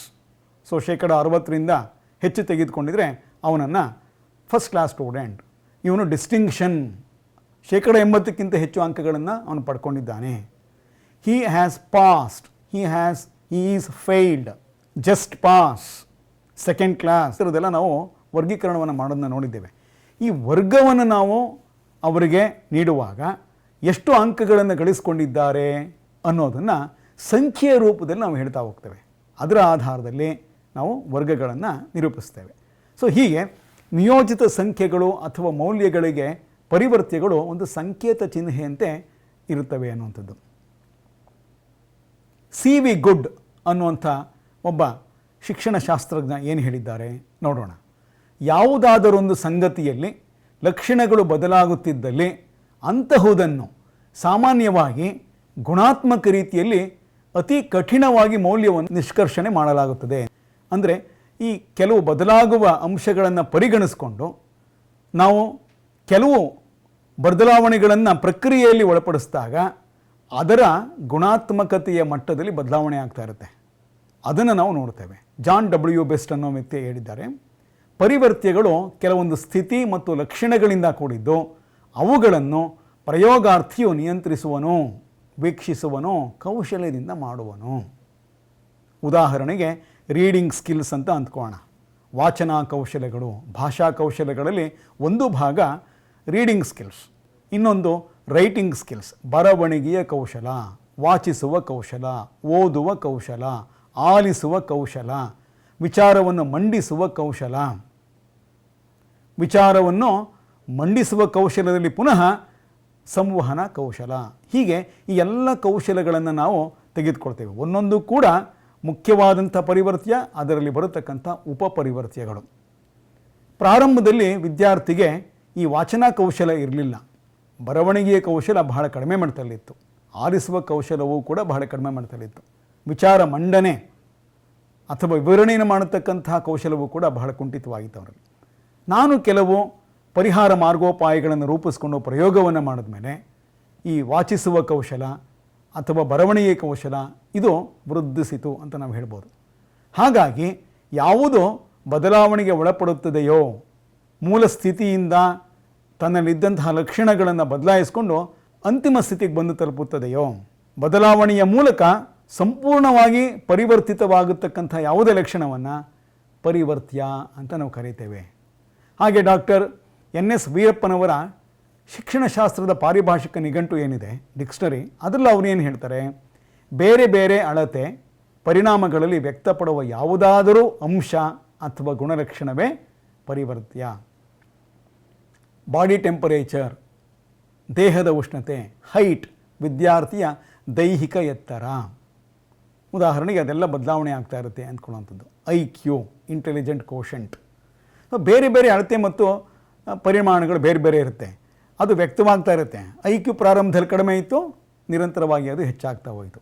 ಆಸಕ್ತಿಯ ಮಟ್ಟ ಕಡಿಮೆ ಇತ್ತು, ಅದು ಹೆಚ್ಚಾಯಿತು. ಅಥವಾ ಮೊದಲು ಹೆಚ್ಚಿತ್ತು, ವ್ಯವಸ್ಥೆಯ ದೋಷದಿಂದಾಗಿ ಅಥವಾ ಬೋಧನಾ ವಿಧಾನಗಳಲ್ಲಿ ದೋಷ ಕಂಡು ಬಂದಾಗ, ದೋಷಪೂರಿತ ಬೋಧನಾ ವಿಧಾನಗಳನ್ನು ಅನ್ವಯಿಸಿಕೊಂಡಾಗ ಆಸಕ್ತಿಯ ಮಟ್ಟ, ಅವಧಾನದ ಮಟ್ಟ ಕಡಿಮೆ ಆಯಿತು. ಯಾವಾಗಲೂ ಕಡಿಮೆ ಇದ್ದಿದ್ದು ಹೆಚ್ಚಾಗುತ್ತೆ ಅಂತ ನಾವು ಅಂದ್ಕೊಳ್ಳೋ ಹಾಗಿಲ್ಲ. ನೋಡಿ, 3 ರೀತಿಯ ಸಂಭವನೀಯ ಬದಲಾವಣೆಗಳನ್ನ ನೋಡ್ತೇವೆ. ಕಡಿಮೆ ಇದ್ದದ್ದು ಹೆಚ್ಚಾಗಬಹುದು, ಹೆಚ್ಚಾಗಿಯೇ ಇದ್ದದ್ದು ಕಡಿಮೆಯಾಗಬಹುದು, ಅಥವಾ ಯಾವುದೇ ಬದಲಾವಣೆಯನ್ನು ಹೊಂದದೆ ಸ್ಥಿರವಾಗಿರುವಂಥದ್ದು. ಈ 3 ರೀತಿಯ ಬದಲಾವಣೆಗಳನ್ನು ಒಳಗೊಂಡಂಥ ಯಾವುದೇ ಅಂಶವನ್ನು ನಾವು ಇಲ್ಲಿ ಪರಿವರ್ತ್ಯ, ಚರ, ಚಲಕ, ಚರಾಂಶ ಅಂತ ನಾವು ಕರಿತೇವೆ. ಸ್ನೇಹಿತರೆ, ಮುಂದಕ್ಕೆ ಹೋಗೋಣ. ಪರಿವರ್ತ್ಯಗಳ ಲಕ್ಷಣಗಳು ಅಂತ ಹೇಳಿ. ಪರಿವರ್ತ್ಯಗಳ ಲಕ್ಷಣಗಳು, ಈ ಎಲ್ಲ ಪರಿವರ್ತಗಳ ಲಕ್ಷಣಗಳನ್ನು, ಉದಾಹರಣೆಗಳನ್ನ ನಾವು ಈಗಾಗಲೇ ನೋಡಿದ್ದೇವೆ. ಪುನಃ ಅದನ್ನು ನೋಡ್ಬೋದು.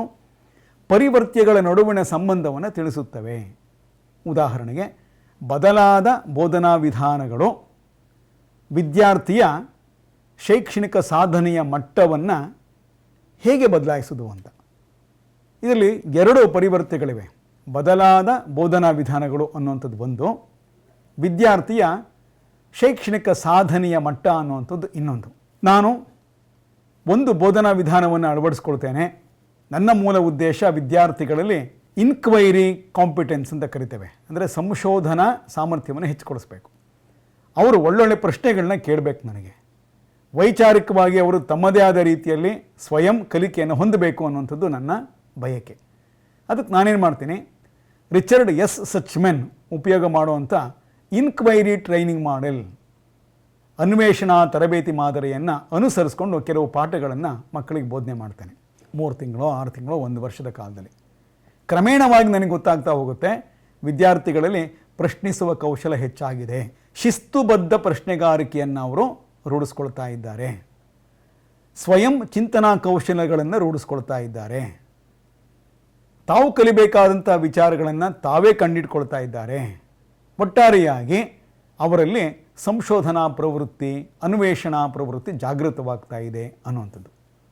ಸೊ ಈ ರೀತಿಯಾಗಿ ಒಂದು ಕಾರ್ಯ ಮತ್ತು ಕಾರಣ ಮತ್ತು ಪರಿಣಾಮ, ಈ ಎಲ್ಲದರ ನಡುವಿನ ಸಂಬಂಧವನ್ನು ನಾವು ಶೈಕ್ಷಣಿಕ ಸಂಶೋಧನೆಯಲ್ಲಿ ಈ ಪರಿವರ್ತ್ಯಗಳ ಒಂದು ರೂಪದಲ್ಲಿ ನಾವು ನೋಡ್ತಾ ಇರ್ತೇವೆ. ಒಂದು ಪರಿವರ್ತ್ಯ ಮತ್ತೊಂದು ಪರಿವರ್ತ್ಯದ ಮೇಲೆ ಹೇಗೆ ಅವಲಂಬಿತವಾಗಿದೆ ಎಂಬುದನ್ನು ಕೂಡ ಈ ನಾವು ಶೈಕ್ಷಣಿಕ ಸಂಶೋಧನೆಯಲ್ಲಿ ನೋಡ್ತೇವೆ. ಉದಾಹರಣೆಗೆ ನಾನು ಒಂದು ಸಿಂಪಲ್ ಎಕ್ಸಾಂಪಲ್ ತೆಗೆದುಕೊಳ್ಳೋಣ. ನಾವು ಮಕ್ಕಳಲ್ಲಿ ಸೃಜನಶೀಲತೆ ಅಂತ ಒಂದಿರುತ್ತೆ, ಕ್ರಿಯೇಟಿವಿಟಿ. ಸೃಜನಶೀಲತೆಯ ಮಟ್ಟ ಕಡಿಮೆ ಇದೆ ಅಂದ್ಕೊಳ್ಳೋಣ. ಅದರ ಮಟ್ಟದಲ್ಲಿ ಸಂವರ್ಧನೆ ಮಾಡಬೇಕು, ಅದನ್ನು ಪ್ರಭಾವಿಸಬೇಕು, ಅದು ಹೆಚ್ಚಳವಾಗಬೇಕು ಅನ್ನೋ ಕಾರಣದಿಂದ ನಾನು ಸೈನೆಕ್ಟಿಕ್ಸ್ ಮಾದರಿಯನ್ನು ಉಪಯೋಗಿಸ್ಕೊಂಡು ಬೋಧನೆಯನ್ನು ಮಾಡ್ತೇನೆ ಅಂದ್ಕೊಳ್ಳಿ. ಸೊ ಸೈನೆಕ್ಟಿಕ್ ಮಾದರಿ ಅನ್ನುವಂಥ ಒಂದು ಪರಿವರ್ತ್ಯ ಸೃಜನಶೀಲತೆ, ಮಕ್ಕಳ ಸೃಜನಶೀಲತೆಯ ಒಂದು ಮಟ್ಟವನ್ನು ಹೆಚ್ಚಳ ಮಾಡ್ತಿರೋದ್ರಿಂದ ನಾವೀಗ ಈ 2 ರೀತಿಯ ಪರಿವರ್ತ್ಯಗಳನ್ನು ಕಾಣ್ತಾ ಇದ್ದೇವೆ ಇಲ್ಲಿ. ಒಂದು ಸೈನೆಕ್ಟಿಕ್ ಬೋಧನಾ ಮಾದರಿ, ಇದು ಸ್ವತಂತ್ರವನ್ನು ಹೊಂದಿರುತ್ತದೆ ಅಂತ ಅಂದ್ಕೊಳ್ಳೋಣ. ಅದಕ್ಕೆ ಅದನ್ನು ಸ್ವತಂತ್ರ ಪರಿವರ್ತ್ಯ ಅಂತ ನಾವು ಹೇಳ್ತೇವೆ. ಅದು ತನ್ನ ಪ್ರಭಾವವನ್ನು ವಿದ್ಯಾರ್ಥಿಗಳ ಸೃಜನಶೀಲತೆಯ ಮೇಲೆ ತೋರಿಸ್ತಾ ಇರುತ್ತೆ. ಪ್ರಾರಂಭದಲ್ಲಿ ಸೃಜನಶೀಲತೆ ಕಡಿಮೆ ಇದ್ದದ್ದು ಕ್ರಮೇಣವಾಗಿ ಸೃಜನಶೀಲತೆಯ ಮಟ್ಟ ಹೆಚ್ಚಳವಾಗ್ತಾ ಇರುತ್ತೆ. ಒಂದು ಪರಿವರ್ತ್ಯ ಮತ್ತೊಂದನ್ನು ಪ್ರಭಾವಿಸ್ತು. ಅನ್ವೇಷಣಾ ಬೋಧನಾ ಮಾದರಿ ಅನ್ವೇಷಣಾ ಪ್ರವೃತ್ತಿಯನ್ನು ಜಾಗೃತಗೊಳಿಸ್ತಲ್ಲ, ಹಾಗೆ ಸೈನೆಕ್ಟಿಕ್ ಮಾದರಿ ವಿದ್ಯಾರ್ಥಿಗಳಲ್ಲಿ ಸೃಜನಶೀಲತೆಯನ್ನು ಹೆಚ್ಚು ಮಾಡ್ತು. ಸೊ ಈ ಹಿನ್ನೆಲೆಯಲ್ಲಿ ಒಂದು ಪರಿವರ್ತ್ಯ ಮತ್ತೊಂದು ಪರಿವರ್ತ್ಯದ ಮೇಲೆ ಹೇಗೆ ಅವಲಂಬಿತವಾಗಿದೆ, ಹೇಗೆ ಪ್ರಭಾವಕ್ಕೊಳಗಾಗುತ್ತೆ ಅನ್ನೋದನ್ನ ನಾವು ನೋಡ್ತೇವೆ. ವಿವಿಧ ಪರಿವೀಕ್ಷಣೆಗಳ ಮೂಲಕ ಇವುಗಳನ್ನು ನಾವು ಅಳಿತೇವೆ. ಈಗ ವಿದ್ಯಾರ್ಥಿಯಲ್ಲಿ ಬುದ್ಧಿಮತ್ತೆ ಎಷ್ಟಿದೆ ಅಂದರೆ IQ ಟೆಸ್ಟ್ ಮಾಡ್ತೇವೆ.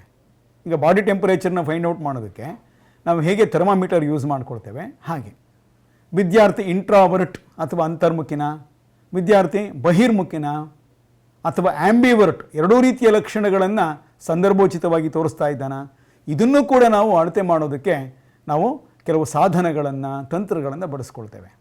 ವಿದ್ಯಾರ್ಥಿಯ ಶೈಕ್ಷಣಿಕ ಸಾಧನೆಯ ಮಟ್ಟದಲ್ಲಿ ಏನಾದರೂ ಬದಲಾವಣೆ ಆಗ್ತಾ ಇದೆಯಾ ಅನ್ನೋದನ್ನು ತಿಳ್ಕೊಳ್ಳೋಕ್ಕೋಸ್ಕರ ಕೂಡ ನಾವು ಸಾಧನಾ ಪರೀಕ್ಷೆಗಳನ್ನು, ಘಟಕ ಪರೀಕ್ಷೆಗಳನ್ನು, ಲಿಖಿತ ಪರೀಕ್ಷೆಗಳನ್ನು, ಮೌಖಿಕ ಪರೀಕ್ಷೆಗಳನ್ನು ನಾವು ಬಳಸ್ಕೊಳ್ತಾ ಹೋಗ್ತೇವೆ. ಇಂತಹ ವಿವಿಧ ಪರಿವೀಕ್ಷಣೆಗಳ ಮೂಲಕ ನಾವು ಈ ಯಾವ ಅಂಶಗಳ ಬದಲಾವಣೆಯನ್ನು ನಾವು ಅಳಿತೇವೆ, ಅಂಶಗಳೇ ಪರಿವರ್ತ್ಯಗಳು. ಅಂದರೆ ಪರಿವರ್ತ್ಯಗಳು ಬದಲಾವಣೆಗೆ ಒಳಪಡುತ್ತವೆ ಮತ್ತು ಈ ಬದಲಾವಣೆಯ ಮಟ್ಟವನ್ನು ನಾವು ಪರಿವೀಕ್ಷಣೆಗಳ ಮೂಲಕ ನಾವು ಅಳಿತೇವೆ ಅನ್ನುವಂಥದ್ದು. ಹಾಗೆ ನಿಮ್ಮೆಲ್ಲರಿಗೂ ತಿಳಿದಿರೋ ಹಾಗೆ ಇಡೀ ಶೈಕ್ಷಣಿಕ ಸಂಶೋಧನೆ ಈ ಪ್ರಯೋಗಕ್ಕೆ ಒಳಪಟ್ಟಂತಹ ಲಕ್ಷಣಗಳು ಅಥವಾ ಅಂಶಗಳು ಇದನ್ನು ಒಳಗೊಂಡಿರುತ್ತವೆ ಎನ್ನುವಂಥದ್ದು. ಅವು ಸಂಶೋಧನೆಯಲ್ಲಿ ನಿರ್ಣಾಯಕ ಪಾತ್ರವನ್ನು ವಹಿಸ್ತಾ ಇರ್ತವೆ.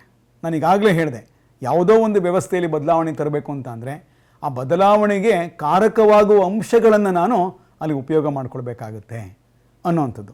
ಉದಾಹರಣೆಗೆ ಪರೀಕ್ಷಾ ಆತಂಕವನ್ನು ವಿದ್ಯಾರ್ಥಿಗಳಲ್ಲಿ ನಾನು ಕಡಿಮೆ ಮಾಡಬೇಕು. ಏನು ಮಾಡಬೇಕು ಅದಕ್ಕೆ? ಮೊದಲು ಇಡೀ ಪಠ್ಯಕ್ರಮ ಅಥವಾ ಪಠ್ಯವಸ್ತು ಏನಿದೆ ಆ ಎಲ್ಲ ಪಾಠಗಳನ್ನು ಕೂಡ ನಾವು ಬಹಳ ಪರಿಣಾಮಕಾರಿಯಾಗಿ ಬೋಧನೆ ಮಾಡಬೇಕು. ಮಕ್ಕಳು ಪರಿಣಾಮಕಾರಿಯಾಗಿ ಕಲಿಕೆಯನ್ನು ಮಾಡಿಕೊಳ್ತಾರೆ. ನಂತರದಲ್ಲಿ 1-2 ತಿಂಗಳ ಅವಧಿ ಇದ್ದಾಗ ನಾವು ಸಾಕಷ್ಟು ಸಂಖ್ಯೆಯಲ್ಲಿ ಪುನರಾವರ್ತಿತ ಪೂರ್ವ ತಯಾರಿ ಪರೀಕ್ಷೆಗಳನ್ನು ಮಾಡ್ತಾ ಹೋದರೆ ಸಹಜವಾಗಿ ಮಕ್ಕಳು ಮತ್ತೆ ಅದೇ ಅನುಭವಗಳನ್ನು ಪಡ್ಕೊಳ್ತಾರೆ, ಅದೇ ಸನ್ನಿವೇಶವನ್ನು ಹೊಂದುತ್ತಾರೆ. ಕ್ರಮೇಣವಾಗಿ ಅವರಲ್ಲಿ ಮೂಲದಲ್ಲಿ ಇದ್ದಂತಹ ಪರೀಕ್ಷಾ ಆತಂಕದ ಮಟ್ಟ ಕಡಿಮೆ ಆಗ್ತಾ ಹೋಗುತ್ತೆ. ಕೊನೆಯ ಪರೀಕ್ಷೆಯನ್ನು ಯಾವುದೇ ಆತಂಕವಿಲ್ಲದೆ ಅವರು ಎದುರಿಸ್ತಾರೆ ಅನ್ನುವಂಥದ್ದು. ಹಾಗಾಗಿ ನಮಗೆ ಗೊತ್ತಾಯಿತು ಏನೋ ಮಕ್ಕಳಲ್ಲಿ ಪರೀಕ್ಷಾ ಆತಂಕ ಕಡಿಮೆ ಆಗಿ ಹೆಚ್ಚು ಅವರು ಸಾಧನೆಯನ್ನು ಮಾಡಬೇಕು ಅನ್ನೋದಾದರೆ ನಾನೇನು ಮಾಡಬೇಕು ಅಂತ ಸಂಶೋಧನೆ ಮಾಡಿದಾಗ ನನಗೆ ಹೊಳೆದದ್ದು ಸಾಕಷ್ಟು ಸಂಖ್ಯೆಯಲ್ಲಿ ನಾವು ಪುನರಾವರ್ತಿತ ಪೂರ್ವ ಪರೀಕ್ಷೆಗಳನ್ನು ಮಾಡಬೇಕು ಅನ್ನುವಂಥದ್ದು. ಸೊ ಈ ಒಂದು ಹಿನ್ನೆಲೆಯಲ್ಲಿ ಈ ಕೊನೆ ಪಾಯಿಂಟ್ ನಾವೇನು ನೋಡ್ತಾ ಇದ್ದೀವಿ, ಸಂಶೋಧನೆಯಲ್ಲಿ ನಿರ್ಣಾಯಕ ಪಾತ್ರಗಳನ್ನು ವಹಿಸ್ತವೆ ಅಂತ ಏನು ನೋಡ್ತಾ ಇದ್ದೇವೆ ಅದು ಸತ್ಯ ಅನ್ನುವಂಥದ್ದು ನಮಗೆ ಗೊತ್ತಾಗುತ್ತೆ. ಹಾಗೆ ಸ್ನೇಹಿತರೆ, ಇವು ಸಹಸಂಬಂಧ ರೂಪದಲ್ಲಿ ಅಧ್ಯಯನದಲ್ಲಿ ಇವುಗಳ ಪಾತ್ರ ಹೆಚ್ಚಾಗಿರುವುದು. ಸಹಸಂಬಂಧ ಅಂದರೆ ಏನು ಅನ್ನುವಂಥದ್ದಲ್ಲಿ ಸ್ನೇಹಿತರೆ, ಸಹಸಂಬಂಧ ಅಂತ ಅಂದಾಗ ನೀವು ನೋಡ್ಬೋದು ಇಲ್ಲಿ ಒಂದು ಮತ್ತು ಇನ್ನೊಂದು ಪರಿವರ್ತನೆಗಳ ನಡುವೆ ಸಂಬಂಧ ಇರುತ್ತೆ ಅನ್ನುವಂಥದ್ದು. ಉದಾಹರಣೆಗೆ ಪೂರ್ವ ಪರೀಕ್ಷೆಗಳ ಸಂಖ್ಯೆಯಲ್ಲಿ ಹೆಚ್ಚಳವಾದಂತೆ ಪರೀಕ್ಷೆಯ ಆತಂಕ ಕಡಿಮೆ ಆಗ್ತಾ ಹೋಗಿದೆ. ಇವೆರಡರ ನಡುವೆ ಸಂಬಂಧ ಆಯಿತು. ಬೋಧನಾ ವಿಧಾನಗಳಲ್ಲಿ ಮಾರ್ಪಾಟನ್ನು ತಂದುಕೊಂಡೆ ವಿದ್ಯಾರ್ಥಿಗಳಲ್ಲಿ ಸಾಧನಾ ಪರೀಕ್ಷೆ ನಡೆಸಿದಾಗ ಸಾಧನೆಯ ಮಟ್ಟ ಹೆಚ್ಚಳವಾಯಿತು, ಅವಧಾನದ ಮಟ್ಟ ಹೆಚ್ಚಳವಾಯಿತು, ಆಸಕ್ತಿಯ ಮಟ್ಟ ಹೆಚ್ಚಾಯಿತು, ಧನಾತ್ಮಕ ಮನೋಭಾವನೆ ಮೂಡಿತು.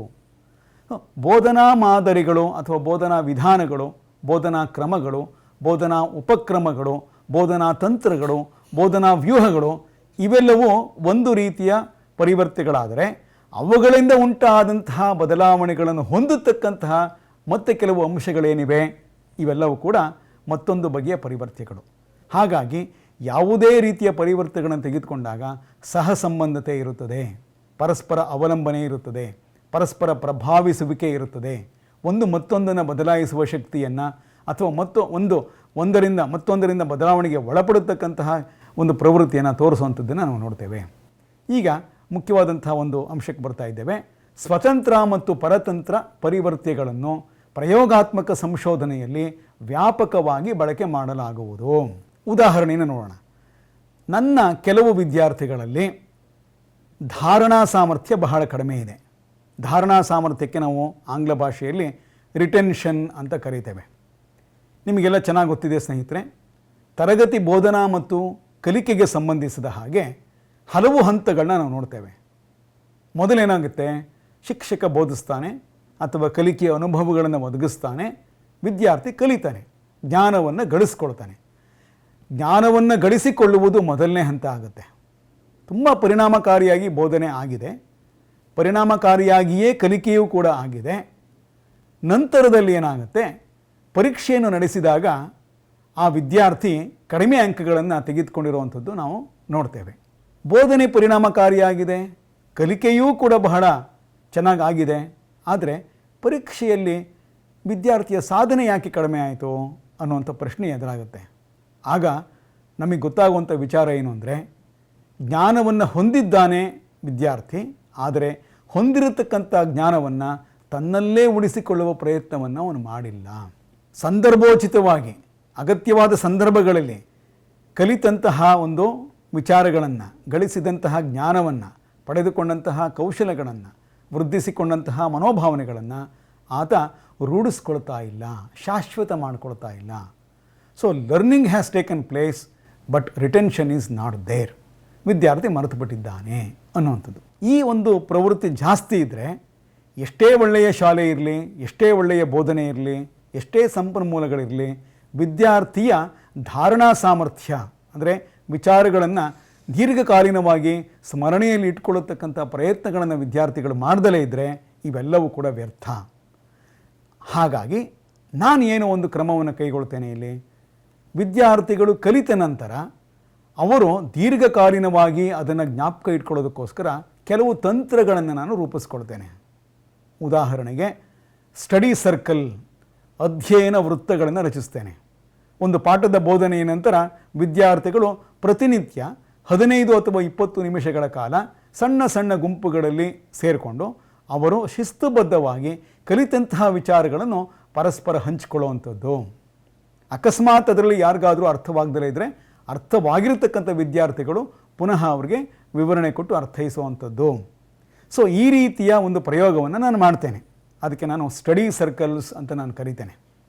ಈ ಸ್ಟಡಿ ಸರ್ಕಲ್ಗಳನ್ನು ನಾನು ಮಾಡಿದ ಮೇಲೆ ವಿದ್ಯಾರ್ಥಿಯ ಒಂದು ಸಾಧನೆಯಲ್ಲಿ ನಿಧಾನವಾಗಿ ಹೆಚ್ಚಳವಾಗೋದನ್ನ ನಾನು ನೋಡ್ತೇನೆ. ಅತ್ಯಂತ ಕಡಿಮೆ ಅಂಕಗಳನ್ನು ತೆಗೆದುಕೊಂಡಂಥ ವಿದ್ಯಾರ್ಥಿಗಳು ಮುಂಚೂಣಿಯಲ್ಲಿ ಇರತಕ್ಕಂತಹ ವಿದ್ಯಾರ್ಥಿಗಳ ಜೊತೆಗೆ ಮುಖ್ಯವಾಹಿನಿಗೆ ಅವರು ಬಂದು ಸೇರಿಕೊಳ್ತಾರೆ. ಇಲ್ಲಿ ಸ್ವತಂತ್ರ ಮತ್ತು ಪರತಂತ್ರ ಪರಿವರ್ತ್ಯಗಳು ಯಾವುದ್ಯಾವುದು? ಹಾಗಾದರೆ ಸ್ಟಡಿ ಸರ್ಕಲ್ಗಳನ್ನ ನಾನೇನೋ ಮಾಡಿ ಅದನ್ನು ಪ್ರಯೋಗಕ್ಕೆ ಒಳಪಡಿಸ್ದೆ ಅಥವಾ ಅದನ್ನು ನಾನು ಅನುಸರಿಸಿದೆ, ಅದನ್ನು ಅವರಿಗೆ ಒದಗಿಸ್ದೆ, ಆ ಒಂದು ಅನುಭವವನ್ನು, ಅದು ಸ್ವತಂತ್ರ. ತಾನು ಬದಲಾವಣೆ ಆಗ್ತಾ ಇಲ್ಲ, ಆದರೆ ತನ್ನಿಂದ ಇನ್ನೊಂದು ಅಂಶವನ್ನು ಬದಲಾಯಿಸೋ ಶಕ್ತಿ ಅದಕ್ಕಿರುತ್ತೆ ಅಂತ. ಪ್ರಾರಂಭದಲ್ಲಿ ಸಾಧನಾ ಪರೀಕ್ಷೆಯಲ್ಲಿ ನಾವು ನೋಡಿದ್ದೇನೋ ವಿದ್ಯಾರ್ಥಿಗಳು ಕಡಿಮೆ ಅಂಕ ತೆಗೆದುಕೊಂಡಿದ್ದಾರೆ. ಸ್ಟಡಿ ಸರ್ಕಲ್ಗಳನ್ನು ಮಾಡಿದ ಮೇಲೆ ನಿಧಾನವಾಗಿ ಅವರು ಹೆಚ್ಚು ಅಂಕಗಳನ್ನು ತೆಗೆದುಕೊಳ್ತಾ ಇದ್ದಾರೆ. ಹಾಗಾಗಿ ವಿದ್ಯಾರ್ಥಿಯ ಸಾಧನೆಯ ಮಟ್ಟ ಅನ್ನುವಂಥದ್ದು ಈ ಸ್ಟಡಿ ಸರ್ಕಲ್ ಉಪಕ್ರಮ ಏನಿದೆ ಅದರ ಮೇಲೆ ಅವಲಂಬಿತವಾಗಿದೆ. ಹಾಗಾಗಿ ಸ್ವತಂತ್ರ ಪರಿವರ್ತ್ಯ ಮತ್ತು ಪರತಂತ್ರ ಪರಿವರ್ತ್ಯವನ್ನು ನಾವು ನೋಡ್ತಾ ಇದ್ದೇವೆ. ಸೊ ಸ್ವತಂತ್ರ ಪರಿವರ್ತ್ಯವನ್ನು ನಾವು ಈ ಸಿಸ್ಟಮ್ಗೆ ಇಂಟ್ರೊಡ್ಯೂಸ್ ಮಾಡಿದಾಗ, ಅದನ್ನು ನಾವು ಉಪಯೋಗಿಸ್ಕೊಂಡಾಗ ಪರತಂತ್ರದ ಪರಿವರ್ತ್ಯದಲ್ಲಿ ಸಾಕಷ್ಟು ಬದಲಾವಣೆಗಳನ್ನು ನಾವು ಕಾಣ್ತೇವೆ. ಹಾಗೆ ಸ್ಥಿತ್ಯಂತರ ಮತ್ತು ಬದಲಾವಣೆಯ ಸ್ವರೂಪವನ್ನು ಒಳಗೊಂಡಿರುವುದು. ಈಗಾಗಲೇ ನಾವು ಅದರ ಬಗ್ಗೆ ಸಾಕಷ್ಟು ತಿಳ್ಕೊಂಡಿದ್ದೇವೆ ಅನ್ನುವಂಥದ್ದು. ಹಾಗಾಗಿ ವಿದ್ಯಾರ್ಥಿ ಮಿತ್ರರೇ, ಇಲ್ಲಿಯವರೆಗೆ ನಾವು ಪರಿವರ್ತ್ಯಗಳು ಎಂದರೇನು, ಅದರ ಮೂಲ ಪರಿಕಲ್ಪನೆ ಏನು ಅನ್ನೋದನ್ನ ಅರ್ಥ ಮಾಡ್ಕೊಂಡ್ವಿ. ಈಗ ಅತಿ ಮುಖ್ಯವಾಗಿ ಇವುಗಳಲ್ಲಿ ಇರತಕ್ಕಂಥ ವಿಧಗಳು ಯಾವುದ್ಯಾವುದು ಅನ್ನೋದ್ರ ಬಗ್ಗೆ ಗಮನ ಹರಿಸೋಣ. ಮೊದಲನೇದು ಸ್ವತಂತ್ರ ಪರಿವರ್ತ್ಯ. ಸ್ವತಂತ್ರ ಪರಿವರ್ತ್ಯ, ಇಂಡಿಪೆಂಡೆಂಟ್ ವೇರಿಯಬಲ್ ಅಂತ ನಾವು ಕರಿತೇವೆ. ಸ್ವತಂತ್ರ ಪರಿವರ್ತ್ಯ ಉದಾಹರಣೆಗೆ ವಿದ್ಯಾರ್ಥಿಯ ವಯಸ್ಸು, ಹಾಗೆಯೇ ವಿದ್ಯಾರ್ಥಿಯ ಲಿಂಗ, ಬೋಧನಾ ವಿಧಾನ. ನಾವು ಯಾವುದನ್ನು ಪ್ರಯೋಗ ಮಾಡ್ತಿದ್ದೇವೆ ಅದೇ ಸ್ವತಂತ್ರ ಪರಿವರ್ತ್ಯ. ಯಾವುದರ ಮೇಲೆ ಪ್ರಭಾವವನ್ನು ಉಂಟು ಮಾಡ್ತಾ ಇದೆಯೋ ಅಥವಾ ಪ್ರಭಾವಕ್ಕೆ ಒಳಗಾಗೋದು ಯಾವುದು ಅದು ಪರತಂತ್ರ ಅನ್ನಿಸ್ಕೊಳ್ಳುತ್ತೆ. ಅದು ಮುಂದೆ ಬರುತ್ತೆ. ನೋಡೋಣ ಇದು ವ್ಯಾಖ್ಯಾನ ಏನಿದೆ. ಒಂದಕ್ಕೊಂದಕ್ಕೆ ಸಹ ಸಂಬಂಧವಿಲ್ಲದೆ ಇರತಕ್ಕಂಥದ್ದು ಅಥವಾ ಒಂದಕ್ಕೊಂದಕ್ಕೆ ಸಹ ಸಂಬಂಧವಿಲ್ಲದ ಪರಿವರ್ತ್ಯಗಳೇ ಸ್ವತಂತ್ರ ಪರಿವರ್ತ್ಯಗಳು. ಸ್ವತಂತ್ರ ಪರಿವರ್ತ್ಯವನ್ನು ಸ್ಥಿತ್ಯಂತರ ಮಾಡುವಾಗ ಅದರ ಒಂದು ಪರಿಣಾಮವನ್ನು ಯಾವುದೋ ಮತ್ತೊಂದು ಪರಿವರ್ತ್ಯದ ಮೇಲೆ ಅರ್ಥ ಮಾಡಿಕೊಳ್ಳುತ್ತೇವೆಯೋ ಅದನ್ನು ಸ್ವತಂತ್ರ ಪರಿವರ್ತವೆಂದು ಕರೆಯುತ್ತೇವೆ. ಉದಾಹರಣೆಗೆ ಬೋಧನಾ ವಿಧಾನ. ನಾನು ಬೋಧನಾ ವಿಧಾನದಲ್ಲಿ ಬದಲಾವಣೆ ಮಾಡಿಕೊಂಡೆ. ಇಷ್ಟು ದಿವಸ ನಾನೇ ಎಲ್ಲವನ್ನು ವಿವರಣೆ ಕೊಡ್ತಾ ಇದ್ದೆ. ಈಗ ಮಕ್ಕಳಿಗೆ ಪ್ರಶ್ನೆಗಳನ್ನು ಕೇಳ್ತಾ ನಾನು ಏನು ಹೇಳ್ಕೊಡ್ಬೇಕು ಅಂದ್ಕೊಂಡಿದ್ನೋ ಅವರೇ ಸ್ವಯಂ ಆಲೋಚನೆ ಮಾಡ್ತಾ ಅವರು ಜ್ಞಾನವನ್ನು ಸೃಷ್ಟಿಸ್ಕೊಳ್ಳೋ ರೀತಿಯಲ್ಲಿ ಕನ್ಸ್ಟ್ರಕ್ಟಿವಿಸ್ಟ್ ಅಪ್ರೋಚ್, ರಚನಾವಾದದ ಒಂದು ತರಗತಿನ ನಾನು ಮಾಡಿದೆ. ತರಗತಿಯಲ್ಲಿ ಬೋಧನೆಯನ್ನು ಮಾಡಿದೆ. ರಚನಾವಾದ, ಕನ್ಸ್ಟ್ರಕ್ಟಿವಿಸಮ್ ಅಂತ ನಾವು ಕರಿತೇವೆ, ಕನ್ಸ್ಟ್ರಕ್ಟಿವಿಸ್ಟ್ ಎನ್ವೈರ್ಮೆಂಟ್. ಇದರ ಪರಿಣಾಮವಾಗಿ ಏನಾಯಿತು, ವಿದ್ಯಾರ್ಥಿಗಳಲ್ಲಿ ಸ್ವಯಂ ಕಲಿಕೆಯ ಸಾಮರ್ಥ್ಯ ಹೆಚ್ಚಳವಾಯಿತು. ಹಾಗಾಗಿ ಸ್ವತಂತ್ರ ಪರಿವರ್ತನೆ ಯಾವುದಿಲ್ಲಿ, ಯಾವುದನ್ನು ನಾವು ಅನ್ವಯಿಸುತ್ತೇವೆಯೋ, ಯಾವುದರ ಪರಿಣಾಮವನ್ನು ನಾವು ಪರೀಕ್ಷೆ ಮಾಡ್ತಾ ಇದ್ದೇವೆಯೋ, ಯಾವುದನ್ನು ಬಳಸಿ ಮತ್ತೊಂದನ್ನು ಬದಲಾವಣೆ ಮಾಡುವಂಥ ಪ್ರಯತ್ನವನ್ನು ಮಾಡ್ತಾ ಇದ್ದೇವೆಯೋ ಆ ಒಂದು ಅಂಶವನ್ನು ಸ್ವತಂತ್ರ ಪರಿವರ್ತ್ಯ ಅಥವಾ ಇಂಡಿಪೆಂಡೆಂಟ್ ವೇರಿಯಬಲ್ ಅಂತ ನಾನು ಕರಿತೇನೆ. ಇನ್ನೊಂದು ಉದಾಹರಣೆಯನ್ನು ತೆಗೆದುಕೊಳ್ಳೋಣ. ಮಧ್ಯಾಹ್ನದ ಬಿಸಿಯೂಟ ಯೋಜನೆ. ನನ್ನ ಶಾಲೆಯಲ್ಲಿ ಮಕ್ಕಳಿಗೆ ಅತಿ ರುಚಿಕಟ್ಟಾದ ಹೆಚ್ಚು ಪೌಷ್ಟಿಕಾಂಶಗಳಿರತಕ್ಕಂತಹ ಆಹಾರವನ್ನು ಸರ್ಕಾರದ ವತಿಯಿಂದ ಮಧ್ಯಾಹ್ನದ ಬಿಸಿಯೂಟ ಯೋಜನೆಯಡಿಯಲ್ಲಿ ನಾವು ನಿರಂತರವಾಗಿ ಮಕ್ಕಳಿಗೆ ಆಹಾರವನ್ನು ಕೊಟ್ವಿ ಎಂದಾಗ ಅವರ ಆರೋಗ್ಯದ ಮೇಲೆ ಧನಾತ್ಮಕ ಪರಿಣಾಮ ಉಂಟಾಗುವುದಲ್ಲದೇ ಅವರು ಆಹಾರವನ್ನು ಬಳಸ್ಕೊಂಡು ಶಾಲೆಗೆ ನಿತ್ಯ ಬರತಕ್ಕಂಥ ಪ್ರಯತ್ನವನ್ನು ಅವ್ರು ಮಾಡ್ತಾರೆ. ಇದು ಒಂದು ಬಹಳ ಮುಖ್ಯವಾದಂಥ ಒಂದು ಕಾರಣ. ಅಟೆಂಡೆನ್ಸ್ ಆಫ್ ದಿ ಸ್ಟೂಡೆಂಟ್ ಅಂದ್ಕೋಣ. ಸ್ಟೂಡೆಂಟ್ ಅಟೆಂಡೆನ್ಸ್ ಭಾಳ ಕಡಿಮೆ ಇತ್ತು ಪ್ರಾರಂಭದಲ್ಲಿ. ನಾನು ಏನೇನೋ ಕ್ರಮಗಳನ್ನ ಕೈಗೊಂಡೆ, ಅಟೆಂಡೆನ್ಸ್ ಜಾಸ್ತಿ ಆಯಿತು, ಹಾಜರಾತಿಯ ಪ್ರಮಾಣ. ನಾನು ಏನು ಕ್ರಮಗಳನ್ನ ಕೈಗೊಂಡೆ ಅದು ಸ್ವತಂತ್ರ ಪರಿವರ್ತ್ಯ, ಹಾಜರಾತಿ ಅದರ ಮೇಲೆ ಅವಲಂಬಿತವಾಗಿತ್ತು, ಹಾಗಾಗಿ ಅದು ಪರತಂತ್ರ ಪರಿವರ್ತ್ಯ ಅಂತ ಅನ್ನಿಸ್ಕೊಳ್ಳುತ್ತೆ. ಹೀಗೆ ಬೇಕಾದಷ್ಟು ಉದಾಹರಣೆಗಳನ್ನ ನಾವು ಕೊಡ್ಬೋದು. ಪ್ರಾರಂಭದಲ್ಲಿ ಹೇಳಿದ್ದೆ ನಾನು ತುಂಬ ಉದಾಹರಣೆಗಳನ್ನ ನೋಡ್ತೇವೆ, ಯಾವುದ್ಯಾವುದು ಅಂತ. ಮತ್ತೊಮ್ಮೆ ಅದನ್ನು ಹೇಳುವಂಥ ಪ್ರಯತ್ನ ಏನು ಬೇಡ ಅನಿಸುತ್ತೆ. ವೈಜ್ಞಾನಿಕ ಮನೋಭಾವನೆ, ವಿಜ್ಞಾನದ ಬಗೆಗಿನ ಮನೋಭಾವನೆ, ಶೈಕ್ಷಣಿಕ ಸಾಧನೆ, IQ, EQ, ಆತ್ಮಪ್ರೌಢಿಮೆ, ಇಂತೆಲ್ಲ ನಾವು ಪರಿವರ್ತನೆಗಳನ್ನು ನೋಡಿದಾಗ ಕೆಲವು ಸ್ವತಂತ್ರವಾಗಿ ವರ್ತನೆ ಮಾಡ್ತವೆ, ಇನ್ನು ಕೆಲವು ಪರತಂತ್ರವಾದ ರೂಪದಲ್ಲೇ ಇರ್ತದೆ.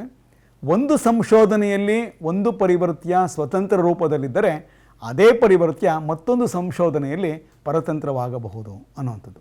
ಹಾಗೆ ಸ್ವತಂತ್ರ ಮತ್ತು ಪರತಂತ್ರ ಪರಿವರ್ತ್ಯಗಳ ನಡುವಿನ ಸಂಬಂಧದ ಮೇಲೆ ಪರಿಣಾಮ ಬೀರುವಂಥದ್ದು ಮತ್ತೊಂದು ಪರಿವರ್ತ್ಯ ಇರ್ಬೋದು.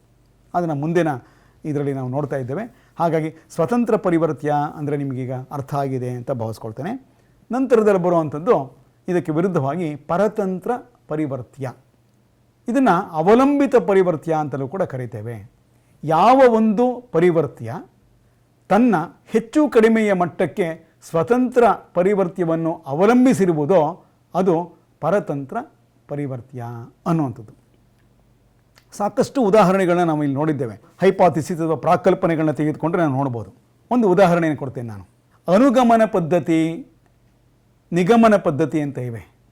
ನನಗನ್ಸುತ್ತೆ ನನ್ನ ವಿದ್ಯಾರ್ಥಿಗಳು ಯಾವಾಗಲೂ ಕೂಡ ಸ್ವಯಂ ಜ್ಞಾನದ ಸೃಷ್ಟಿಸುವಿಕೆಯಲ್ಲಿ ಹಿಂದುಳಿದಿದ್ದಾರೆ.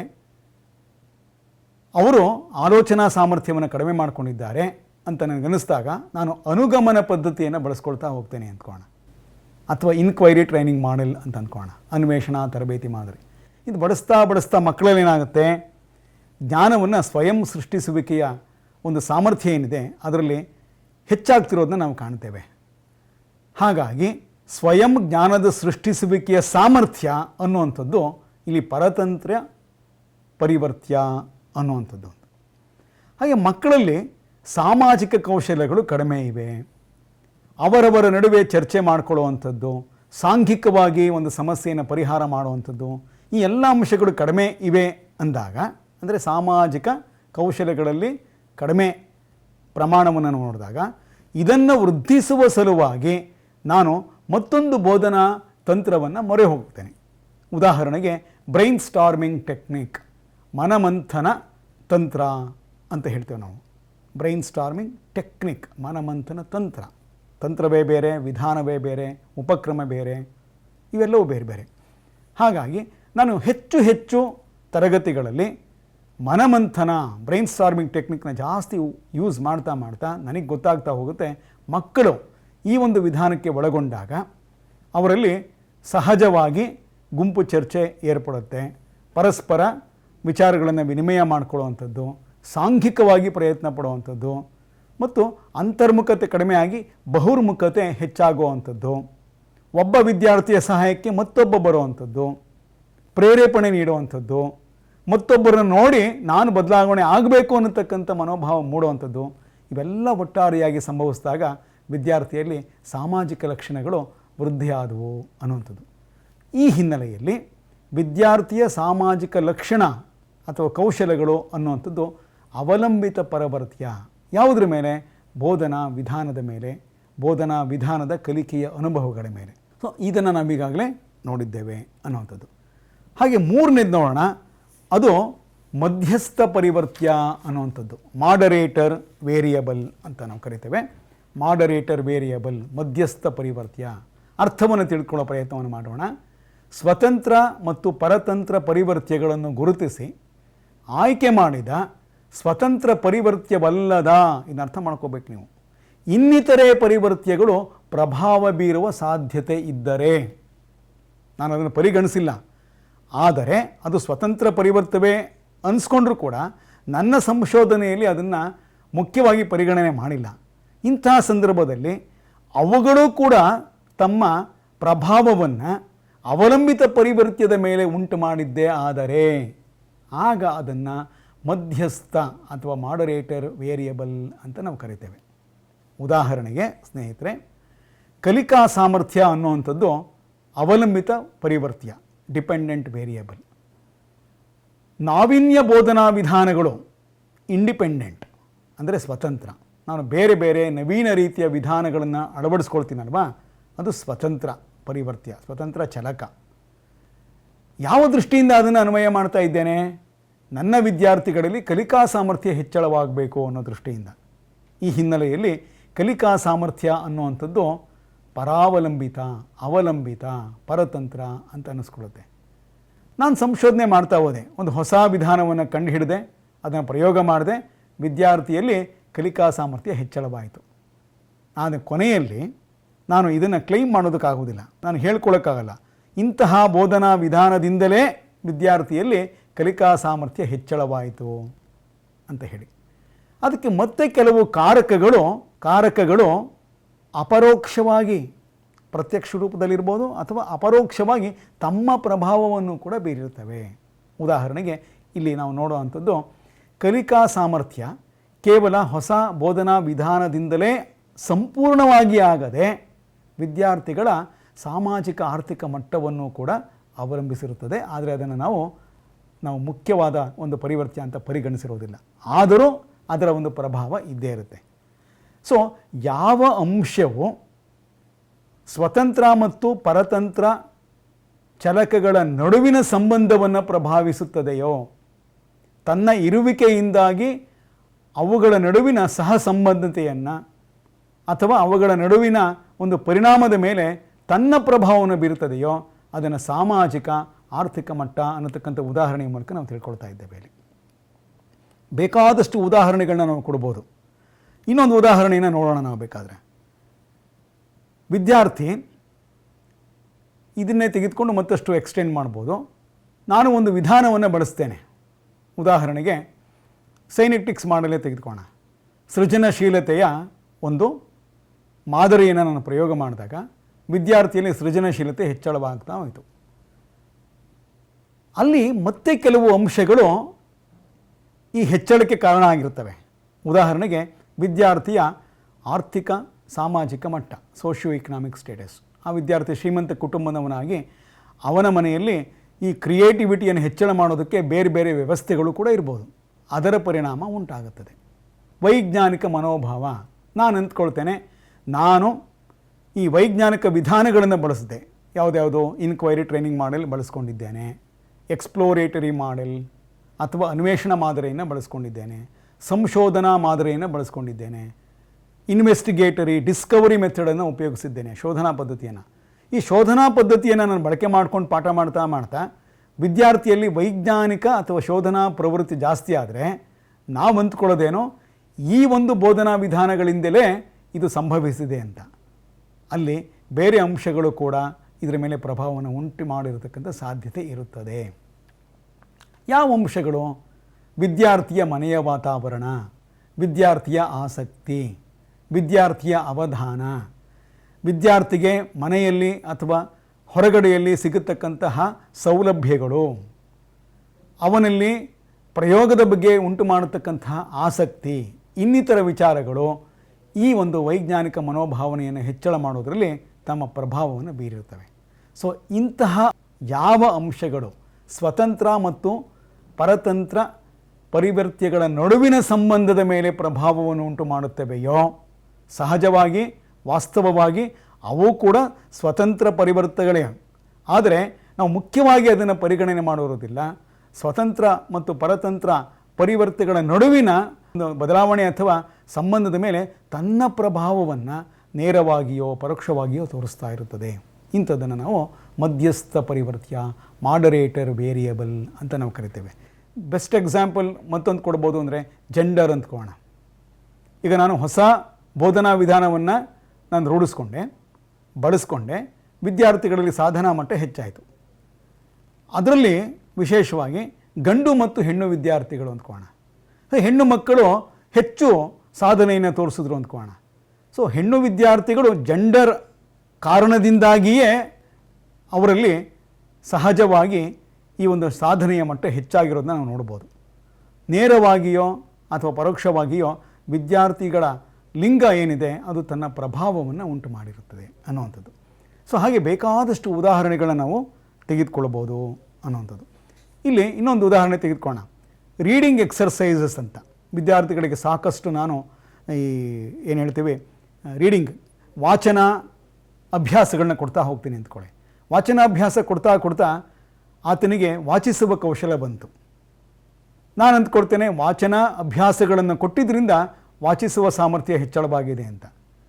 ಆದರೆ ಅವನ ಮನೆಯ ವಾತಾವರಣ, ಸಾಮಾಜಿಕ ಆರ್ಥಿಕ ಮಟ್ಟ ಮತ್ತು ಅವನ ಆಸಕ್ತಿ, ಅಭಿಪ್ರೇರಣೆ, ಬಾಹ್ಯದಲ್ಲಿ ಅವನು ತೆಗೆದುಕೊಳ್ಳತಕ್ಕಂಥ ಒಂದು ತರಬೇತಿ, ಇನ್ನಿತರ ವಿಚಾರಗಳು ಈ ಒಂದು ಅವಲಂಬನೆಗೆ ಅಥವಾ ಇದೊಂದು ಸಂಬಂಧ ಏನಿದೆ ಅದರ ಮೇಲೆ ಪರಿಣಾಮ ಉಂಟು ಮಾಡುವಂಥದ್ದನ್ನು ನಾವು ಕಾಣ್ತೇವೆ. ಹಾಗಾಗಿ ಮಧ್ಯಸ್ಥ ಪರಿವರ್ತ್ಯ ಎಂದರೆ ಸ್ವತಂತ್ರ ಮತ್ತು ಪರತಂತ್ರ ಪರಿವರ್ತಗಳ ನಡುವಿನ ಪ್ರಭಾವ. ಅಂದರೆ ಪ್ರಭಾವ ಅಂತ ಅಂದರೆ ಪರಸ್ಪರ ಪ್ರಭಾವ, ಪರಸ್ಪರ ಪೂರಕವಾದ ಪ್ರಭಾವ ಅಥವಾ ಅವುಗಳ ನಡುವಿನ ಸಹಸಂಬಂಧತೆ. ಇವುಗಳ ಮೇಲೆ ಏನಾದರೂ ಅದು ಪ್ರಭಾವವನ್ನು ಉಂಟು ಮಾಡ್ತಾ ಇದ್ದರೆ ಪರೋಕ್ಷವಾಗಿಯೋ ಪ್ರತ್ಯಕ್ಷವಾಗಿಯೋ ಅದನ್ನು ನಾವು ಮಧ್ಯಸ್ಥ ಪರಿವರ್ತ್ಯ ಅಂತ ಕರಿತೇವೆ. ಸ್ನೇಹಿತರೆ, ಮುಂದೆ ನಾವು ನಿಯಂತ್ರಿತ ಪರಿವರ್ತ್ಯ ಅಂದ್ರೇನು ಅಂತ ತಿಳ್ಕೊಳ್ಳೋಣ.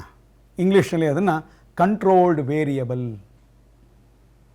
ಸಂಶೋಧನೆಯಲ್ಲಿ ಸಂಶೋಧಕನು ಪರತಂತ್ರ ಪರಿವರ್ತ್ಯದ ಮೇಲೆ ಸ್ವತಂತ್ರ ಪರಿವರ್ತ್ಯದ ಪ್ರಭಾವವನ್ನು ಕುರಿತು ಅಧ್ಯಯನ ಮಾಡ್ತಾನೆ.